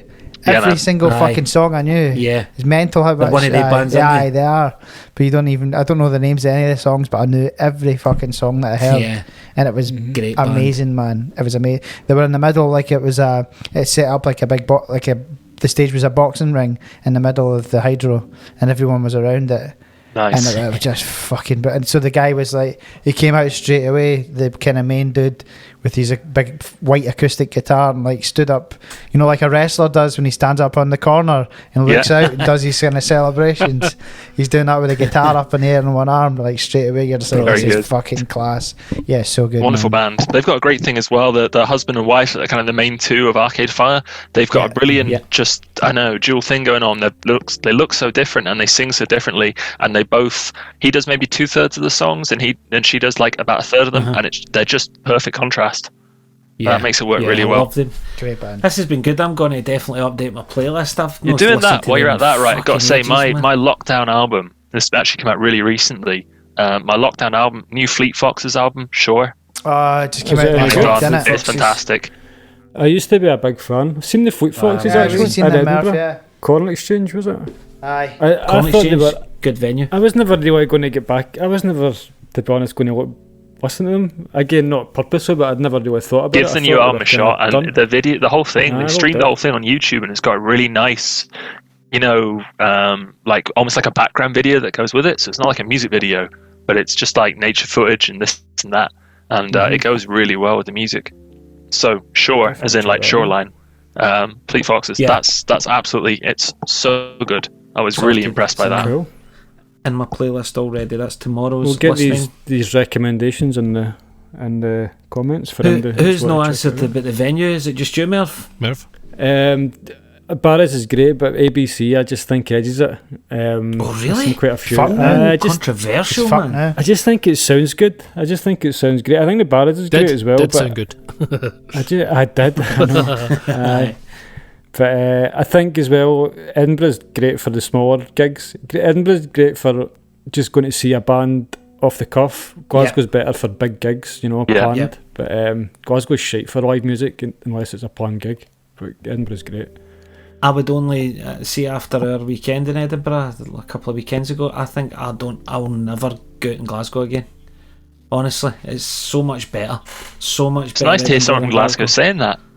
I know, mate, and I'm going to get fucking annihilated for this, but I genuinely believe it. It's just a nicer place. It's just nicer. I love it. It's a nicer And that was during when everything was locked down and stuff like that. But just so nice. The architecture's beautiful over in Edinburgh. Innit? It's great. I'll add in my two-piece about venues because I never really answered it properly. But he's all right about best venues and stuff. But the best sounding venue I would definitely say is the concert hall in Glasgow. The sound is fucking... It's phenomenal. I've seen Feist. I went to see Feist and the sound was like... Do you think it's better than Armadillo? I've never been to Armadillo. I've heard Christy Moore and Armadillo, and that was dynamite. But the concert hall, I don't know if it was just because Tommy Emmanuel. That's the only one I've seen in there. But fuck it's me, acoustically set all designed and stuff. Do you know what I mean? It's to be perfect. So you could hear a pin drop from the stage. I think it's great for venues like that where they're beautiful and around and stuff are brilliant for acoustic music. Yeah. But there's something about it that it feels a bit weird when you put a rock band in them. Yeah. You know? Yeah, definitely. I know what you mean there. Mind we went to see the Complete Eagles. Is it the Complete Eagles? Aye, the Eagles. They sounded amazing, but it was great. Just that old guy dancing on it, but I've never seen you laugh like that at anything, man, in my life. I was crying that you were night, sliding man. down your chair with tears falling down your eyes, laughing at the guy. I was doing that snorting laugh. You know, that snort, that stuff, man. It was just I thought you were so funny. But I thought you were going to die. You're laughing. Because it was a sit-down gig and literally every single person was sitting apart for this one guy. We just up there Do you know the Campo? Did he just not care? He was just up giving it. Just dancing. Just really camp. It was hilarious. Like an Italian guy who's doing like really camp dancing. Almost like so if you imagine rolling your wrists into what's that dance move the kids do with the nose into the elbow and the hand up? What's that fucking dance move? What, dabbing? Aye, kind of like that, but rolling his arms into it, and then almost like a Hawaiian type dance move. I think I know the sort of thing you mean. Swanny's laughing again, hanging so about good, it. It's just I can't middle-aged Italian and the guy. fact that it was just one guy doing it. No self-conscious vibe at all. Just a guy and he's like white hair Italian guy and he's like maybe mid-50s, just campus. It was a shame for the band because the band were absolutely tight and amazing and everything, but I can't remember anything because I was just looking through tears. The band must be thinking that as well. I mean, it's like you guys, you know, you must.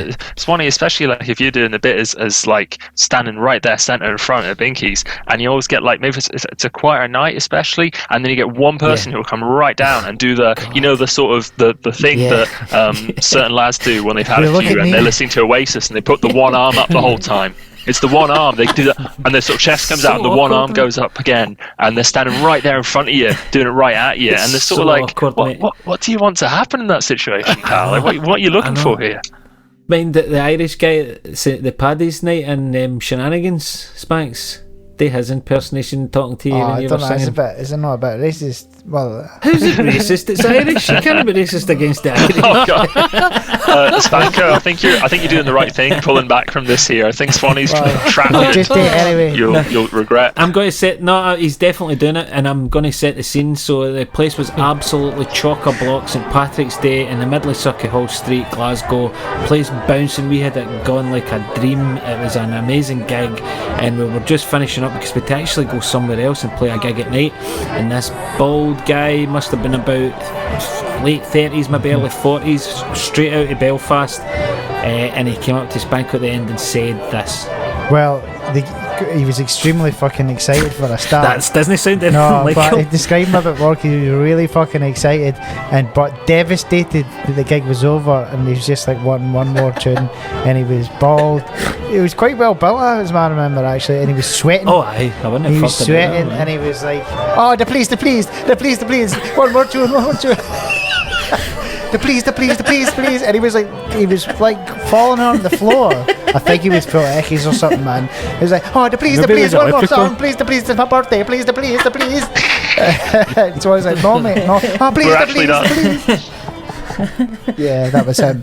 Oh, so good, so good that night. I've had the weirdest thing I've had a couple of times. Actually, when I've been playing a gig, not doing stand-up, I've been playing, and then the gig is over, and we've clearly finished, and it's like we're still standing on stage, but we're just, the background music's on, and we're just taking our stuff off, and I've had someone come up to me, not the same person, but 2 different gigs, and they've asked for something to change in the mix. It's the weirdest thing. They're like, "Oh, could you turn the vocals up a bit?" And we're like, I'm just standing there like, no, but mate, we've finished. I'm like, I sure, but can you tell about? I'm like, it's the weirdest feeling because you're like, well, could you maybe said that before? It would have been helpful. I don't know, like maybe to the sound engineer instead of to the band. The gig's over, mate. There's no discussion to be had here. Yeah.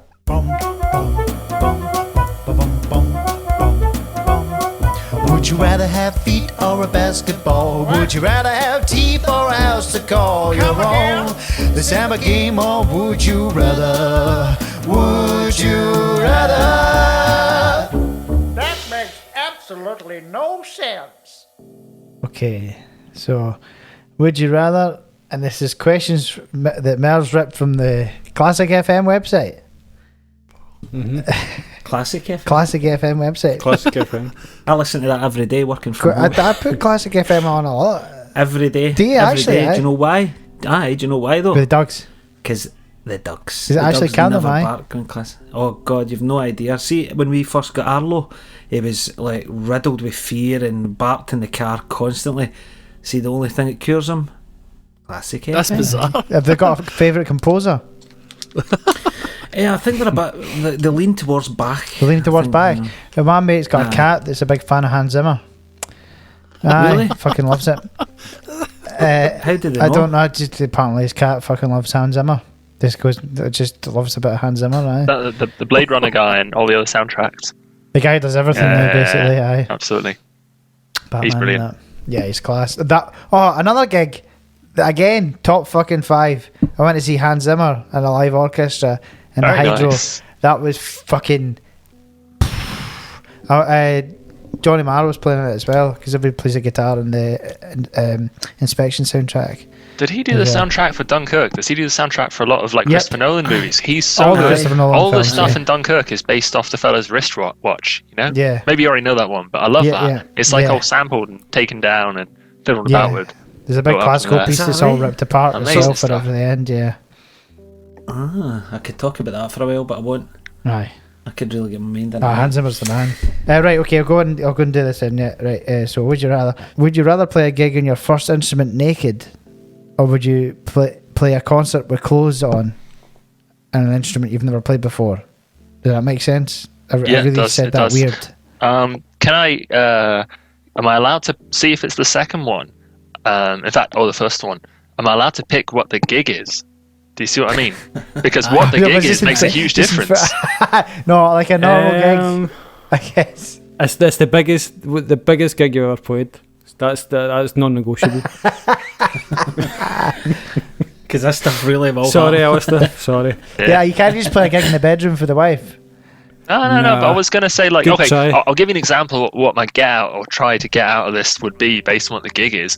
Let's say it's the second one, right? And it's some kind of like avant-garde noise gig, like Glasgow improvisers orchestra, something like that. Then I pick the second one. I pick an instrument I've never played before and just have fun.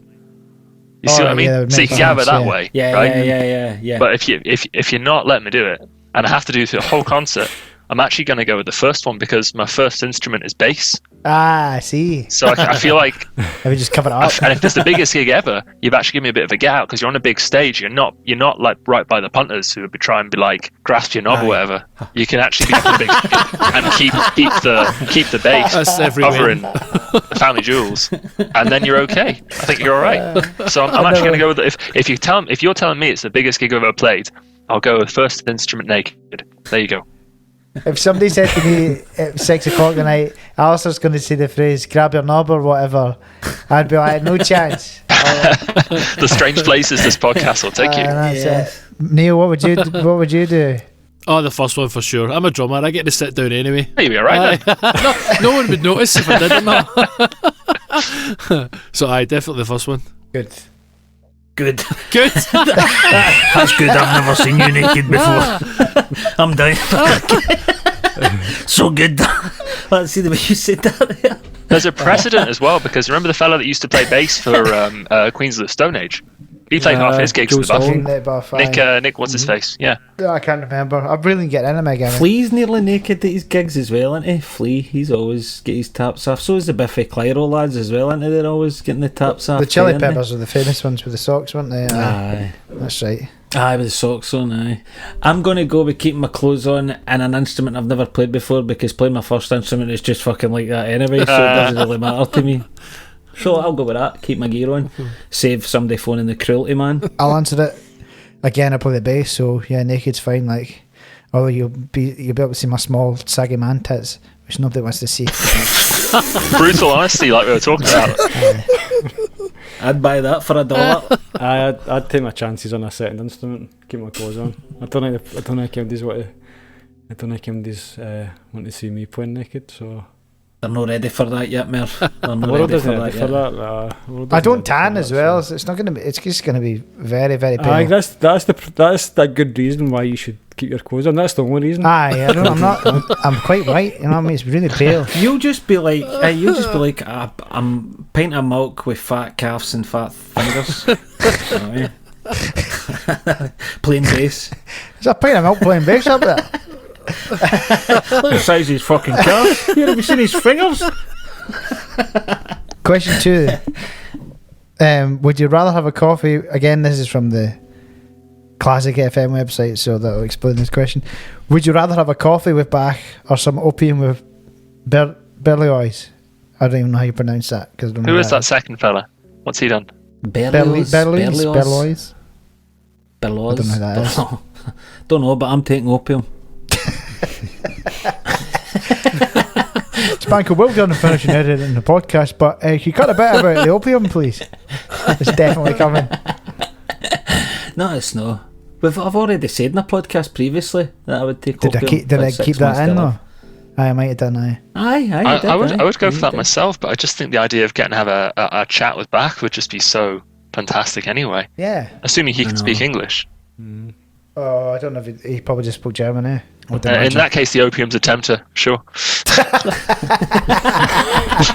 If I can't, there you go. Whether I take opium in this life or not is going to hinge on whether Bach could speak English. That's the most highbrow sentence that's ever been said on this. Yes, and it still had heroin in it. I've managed to get that in the same podcast as that would stop them playing with my knob as well. So we've gone from the highest to the highest to the lowest to the lows here. Coffee with Bach for me. I'll just answer it definitely. He's a big tour de force in the old music in that. So, Tour de Tour force? de force. Bach's really important, man. I invented a lot of harmony and stuff like that. Oh, I thought that was the Beatles. Well, the Beatles invented Bach all was that? the Beatles of the Baroque movement, right. mate. So aye, definitely. Okay. Baroque is that like vitamin you put in water? Aye, isn't it? Bach's the guy that invented fucking the orange things you stick in a pint of water. Neil. I'll go with the opium because I know what coffee's like, but I've never. So it doesn't matter what the conversation is after that. Some step. Drummers on the Smack is not a very good. There's a poor history It's a good there. band name though. Drummers on the Smack, yeah, I like Drummers that. on the Smack. It is some leap though. I'm fed up with that coffee. Pass the smack. I don't know how well the two would go together though. You know, you'd be all jumpy from the coffee, and the Smack Try would just bring you everything right, else, you know. right back down again. Oh, we may have invented a new thing then. Coffee and opium. Like a slightly more hardcore espresso martini. Yeah. Smoffy. Coffee. That's what Spanky's been drinking. A small Fuck. A Smack martini. I was thinking something the other day. It's so random, but talking about drugs and all that. But because my wife bought some like Albus oil, like Okay, I thought that was going somewhere else for a second there. No, sorry, I should interrupt. Like the nasal inhalers. I was like, why aren't people that take drugs just filling them up with cocaine and just taking it with nasal inhalers? And they could just do it They in definitely do public? that in the Are park they? and stuff like that. Are they? I've seen it. Oh, they? do. No, just. I did, mate. Aye. So I've missed that then. I've seen it. Well, they actually get designer ones now. They've got wee billets, don't they? They use wee billets. I've seen a They've guy got- with gives some them sort a- of professional snuff taking device, and it wasn't Yes. a snuff. It was like No. a wee plastic box, and that was it. What did it do? Like that, just like 1 second. It was like a Ah. professional thing. I didn't know you could get professional- professional. Fiends on the go. Yeah, Sounds awful like a guy had asthma or something like that. He was just I taking just his inhaler. inhaler. I was in his mouth and it was blowing. No, it was like a wee orange box thing, and I'm like, "What's that guy? What's that guy?" And I see him go, and I'm like, "What?" Merv, what would you? I I'll go with opium as well. The question wasn't what would you like, guys, coffee or opium? That's what it seems. We've ignored the. I think Spanko's done a very good job of actually bringing the composers in there a wee bit, and then the rest of us are just like, so drugs, huh? Yeah. No. By the way, see all these things. This is all Murphy that does the sheets, so I'm not taking it. It's such a weird question though for classic It is, FM. it is. Aye. I'm guessing the guy must have. Or should that be history Class A with FM? opium. Exactly. Yeah. Smack for you, Merv. Please, Spanks. Okay, so that's 3 smacks, 4 smacks, Two sugar and 1 some coffee. smack. I'll go. Be 5 Diet minutes, lads. Okay, question. The third and final question of this would you rather section. Would you rather listen to all 4? Fucking hell, what a question. I read this. Would you I rather read this. listen to all 4 seasons concertos in one sitting, or 8? No, you've read it wrong. Would you rather listen to all 4 season concertos in one sitting, or eat 4 seasons pizzas in one sitting? Okay, now say it twice as fast. Would you rather listen Go, to all go. 4 seasons in concerto in one sitting, or eat 4 seasons pizzas in one sitting? Not bad. Nah, I did it right there. Aye, no bad. Well played. Say it 4 times. I think the And then Candyman appears. There you go, Alistair. Vivaldi appears. It's worse. It's got to be the first one, hasn't it? I want to try and think of a funny answer to this, but really what I want to do is have those pizzas, 1 pizza per concerto. Yeah, that's exactly that's the what I magic was thing thinking, right there. man, yeah. But it's gonna, if I have to pick one, it's gonna be the all 4 concertos in one sitting. That's gonna be good. 4 pizzas in one go. I don't know if I'll survive. Yeah, you wouldn't be able to. Nah. Maybe if I've just Pizzas done a are shit. Deliveroo shift, I could get through 3 pizzas. But I think Aye, even aye. then, the 4th one's a real struggle. See, used to Gutbuster. Deliveroo shifts. I would be like, when Eddie Izzard was doing a marathon a day for like a month. Oh fuck! How do you And manage that? I know, and at the end of the night, he was getting ice baths, but the doctors were saying, "Here's a tub of butter. You need to eat this now." Like literally Yeah. spooning feeding him butter because Yeah. he was burning through so many calories a day that he had to fucking Is eat that crazy not shit. is that not the bulletproof thing? The grass-fed butter, the Kerrydale stuff that they drink in the coffee. And Oh, things yeah. like Oh, that. it could be. I'm sure it is. I've I'm had sure it. is. I've tasted that. It It was fucking amazing, by the way. Aye, but it can't be good for your cholesterol. Nah, I surely. think that's if you're Fuck working that it like kind it's your job to work out kind of thing. Like a pizza's shite anyway. Pizzas are shite. Fucking garbage. Unpopular Like, opinion, puffin, right there. that is an I know, unpopular but opinion, Swanee. Aye. It's just, but I don't get it. It's like the Beatles again. I mean, who? Why? You're just Pizza, doubling down Beatles. now. Oh, he loves an unpopular Pizza, opinion. Beatles, fuck 'em. I'm a hipster.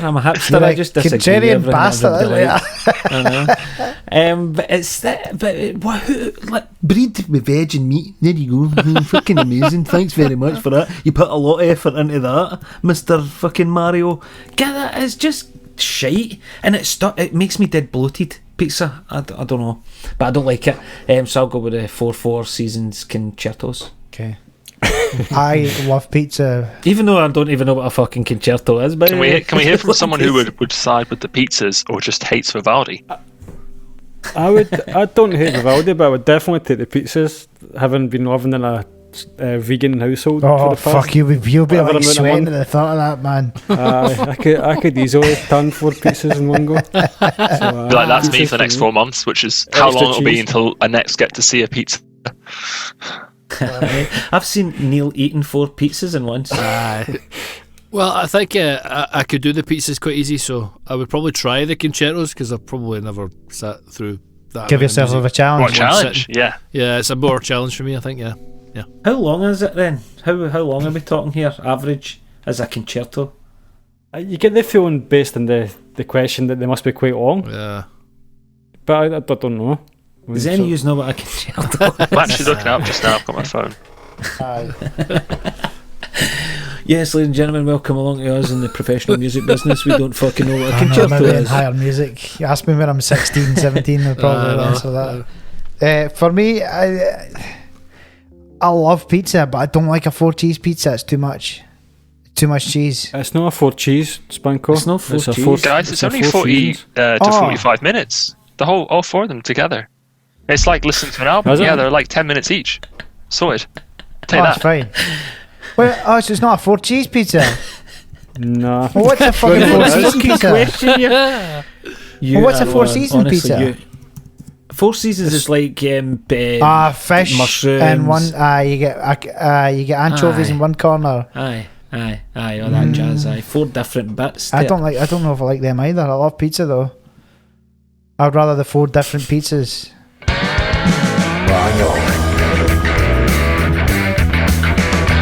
Oh, shit. Oh man, I'm set up for this one. Fucking hell. This is a setup.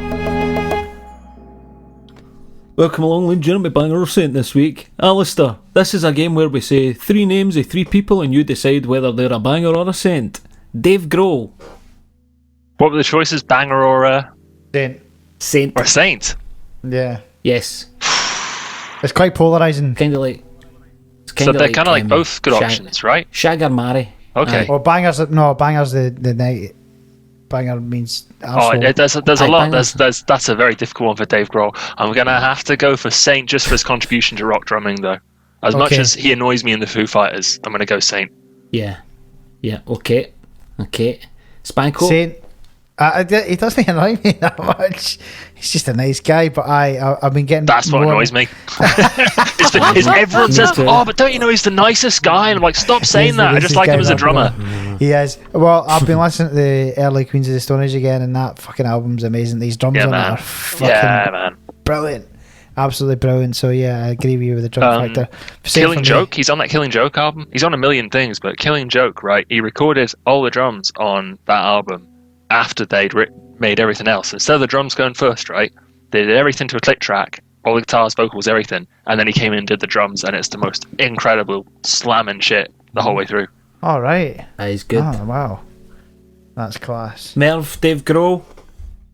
Saint. Definitely, I agree with Alasdair. He's got some bangerish traits, Dave Grohl, and just that niceness thing and that. But great drummer. That Queens of the Stone Age tunes, even just that song's a good drum track on its own. No one knows. But I think he's the kind of guy. If we sent him this podcast, he'd probably listen to it and say that's great. He'll be the fucking only one. So let's send him the podcast, and based on what I think will happen, I'll say Saint if we can get this podcast to him. Neil, Dave Grohl. I'll say Saint. I mean, I've nothing really against him, to be fair. So, I mean, he's like dude killed himself, so he had to make things for himself after that, and I think he did pretty well. I mean, he's kind of like revered as the rock god of the world, so it's not too bad, I suppose, in that sense. But aye, where do you rate him as a drummer? I think he's a great drummer. Aye, and the thing I like about him is because he's a full-blown musician, like drummer. So yeah, I can't knock that at all. He's quite a powerhouse, isn't he? Yeah. And he loves to play. He's not like, I can't say he's not a technician of sorts, but you love watching him play rather than he's a great drummer. If you know what I mean? You're not stroking your chin. You're just going, damn, that's fucking good. Yeah, you know? Exactly. Yeah, you want to play drums after watching him rather than I want to be a better drummer by watching him. It's more. He's a fucking banger. I'm glad we got one person because I feel like my annoyances with him have been represented now. He's we're going back to that Comey thing. You can't be that nice. Some people maybe just can't be that nice though. No, they can't, mate. No, they can't. We're human beings, mate. There is evil in everybody Spanks, and I need to see Dave's evil because he just doesn't exude enough of it. But maybe it's degrees of evil. Nice. Maybe until he's 80, all his evil will come out after, and he'll start like genocides and all that kind of stuff. But at least up until he's 80. Dave genocide. I think the evil that he's done is persuading millions of people worldwide that Foo Fighters are the best that modern rock music has to offer. Yeah. I think that is pretty sinister. Definitely. Yeah, by the way, I don't. I mean, I know what you're saying, Alistair, but I don't mind them. Well, that's it. I don't mind them either. I'd never go and seek them out, but I've seen them as well and they're decent. Yeah. But I know what you mean. It's like that is. It's this idea that they're like the modern day Led Zeppelin or something like that. You know what I mean? Like they are the band. But this is it. I mean, it's the. Yeah, I don't want to start banging on like things are better in the past. I think there's millions of brilliant rock bands now. I think Queens of the Stone Age are a much more interesting rock band than Foo Fighters, and a lot of people like them. but they're just sort of held up as like the big modern rock group. That I don't get it. It's I'll stop saying bad things about him now. He'll listen to this and he'll be upset, and he'll probably call me and agree and be like, you know what, we have been a bit boring the last 20 years. They did some good stuff on Ice. I'll give them that. They did, yes, they did. But it became a bit middle of the Anyone road, that's didn't it? listening that wants Foo Fighters tunes that aren't boring, Stacked Actors first tune off, There Was Nothing Left That's to my Lose. favourite tune. Listen to that, and then just imagine he spent his whole career with guitars that sounded like that, and I think they'd be a much more interesting band. I fucking love that tune, man. That's great.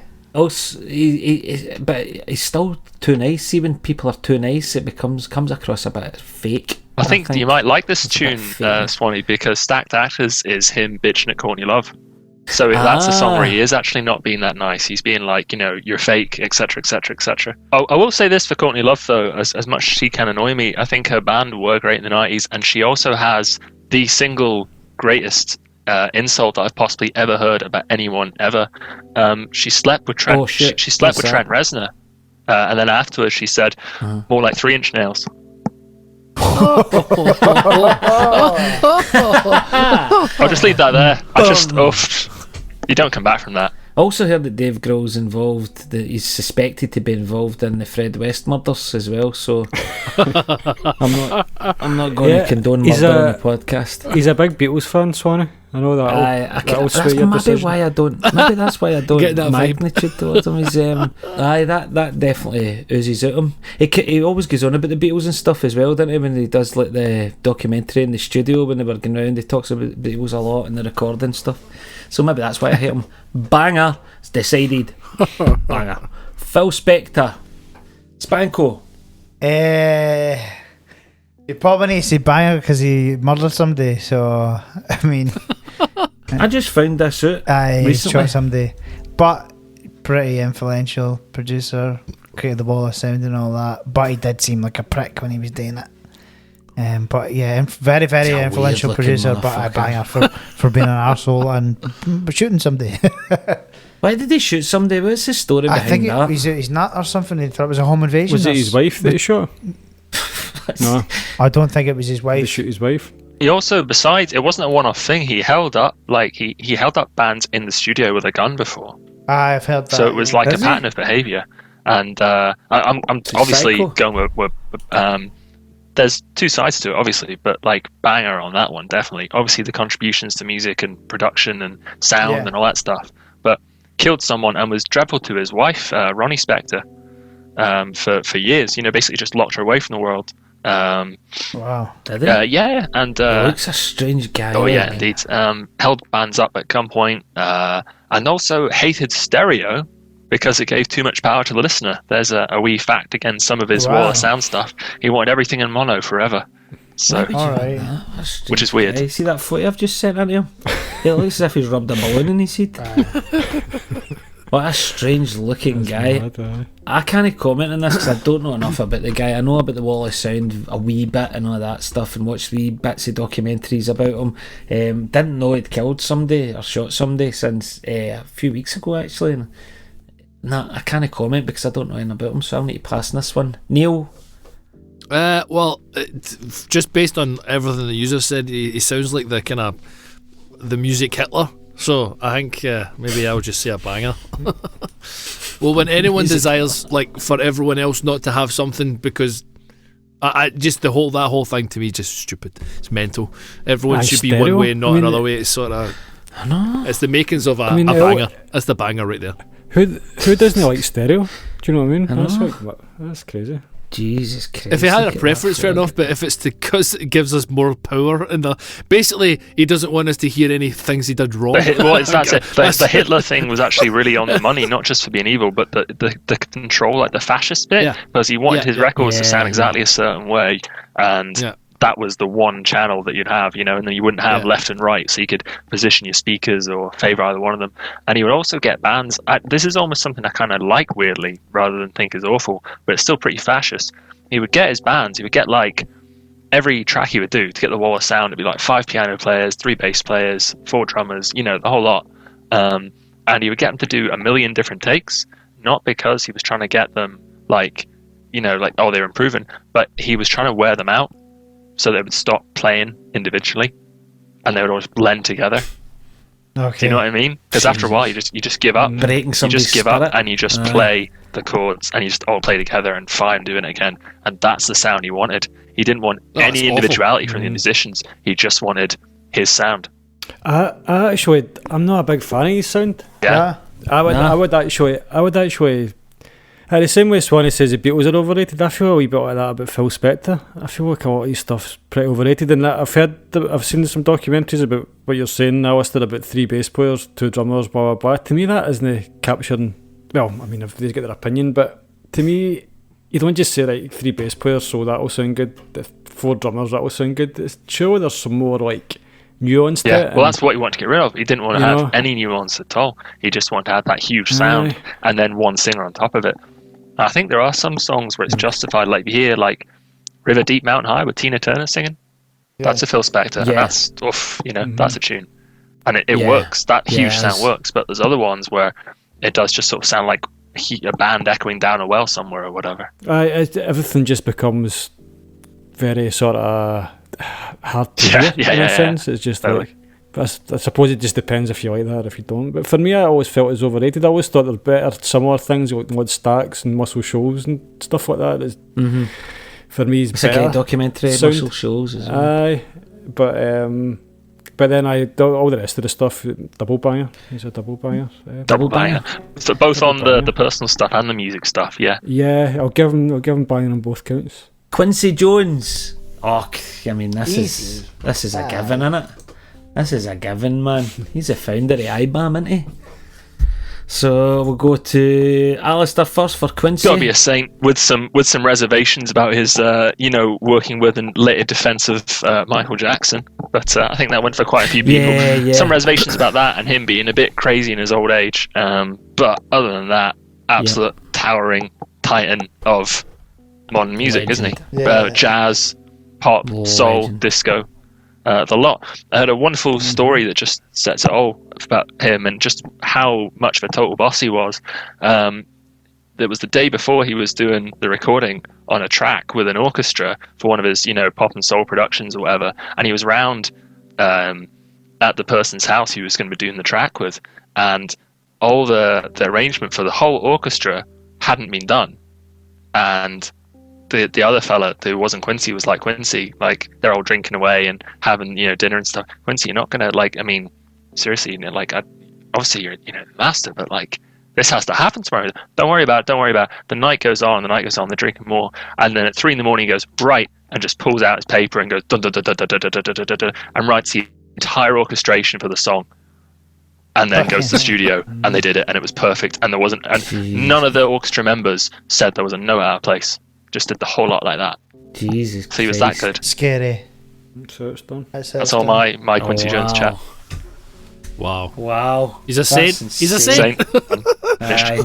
He's a saint in my book anyway. I mean, he was a big Martin Luther King supporter and stuff like that as well, wasn't he?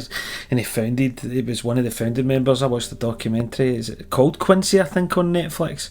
And it was about how he was one of the founding members of IBAM and the Institute for the Black American Music and stuff like that. But his music's amazing. Quite like his take on the Catholic Church Don't as know well. that.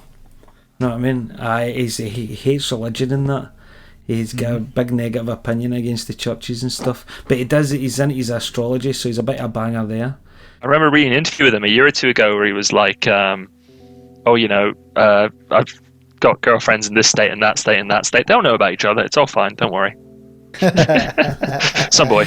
I think he's a bit of what's the word I would use here? No player, because that sounds as if he's like a ladies' man. What I mean is he was with all the mob guys. He was with Sinatra and Marlon Brando. He was always with they kind of guys, So I think he's a bit he can handle himself. I think Quincy, he came for the rough streets as well, I suppose. But yeah, Saint for me. What about you? Thanks. I agree with everything. I can't really add much more to it. It's a genius, and he's an absolute genius. Michael Jackson stuff's class. His daughter's quite famous, Rashida Jones. She's in like American Office and stuff like that. She's a famous actress. She's in loads of stuff. You would recognise her He's straight got away. his brother's quite famous as well. Tom Jones, you heard of him? He's like a singer. Aye, it's not unusual, Mel. Neil? Yeah, genius. I can't. There's no way I could come against that one for sure. Merv? Aye, nothing else to say. I agree with everything. Cool. And that's a That's a wrap, wrap, folks. Nice one. Coolly. Thanks for coming Thanks on, very much, Alistair. Big Al. Aye. Thanks so much for Yeah, having me, thanks, guys. It's been a Alistair. total pleasure. Very Well, you know, I interesting. had another band with another EP that came out earlier this year, so plug that next time, right? Plug it plug in, it, mate. All right. I'll let right, myself in then. definitely. That's Dead White Males, and we've got an EP out called Without Music, and that's that band's final EP, final release, because our guitar player moved off to the Netherlands, and I decided to call it a day on that project. So can leave a link for that. That's something I can't promote that in the sense of trying to make us bigger because we're done now, but it's something I'm hugely proud of that we made. So you can check that out if you want to make me happy.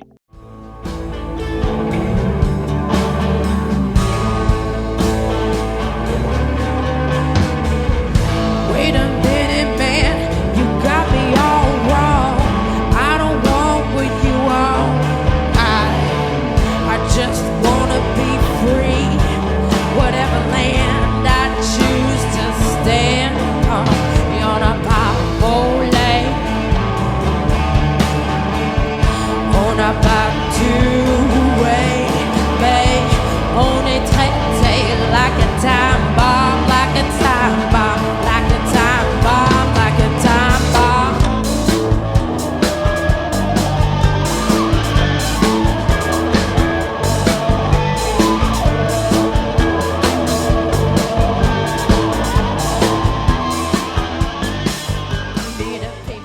Thanks for giving me a chance to promote that as well. That's cool. Absolutely, No mate. bother, mate. Thanks, Alistair. Pleasure. Least we could do for you spending That's 2.5 all. hours. It's been a lot of fun. on garbage.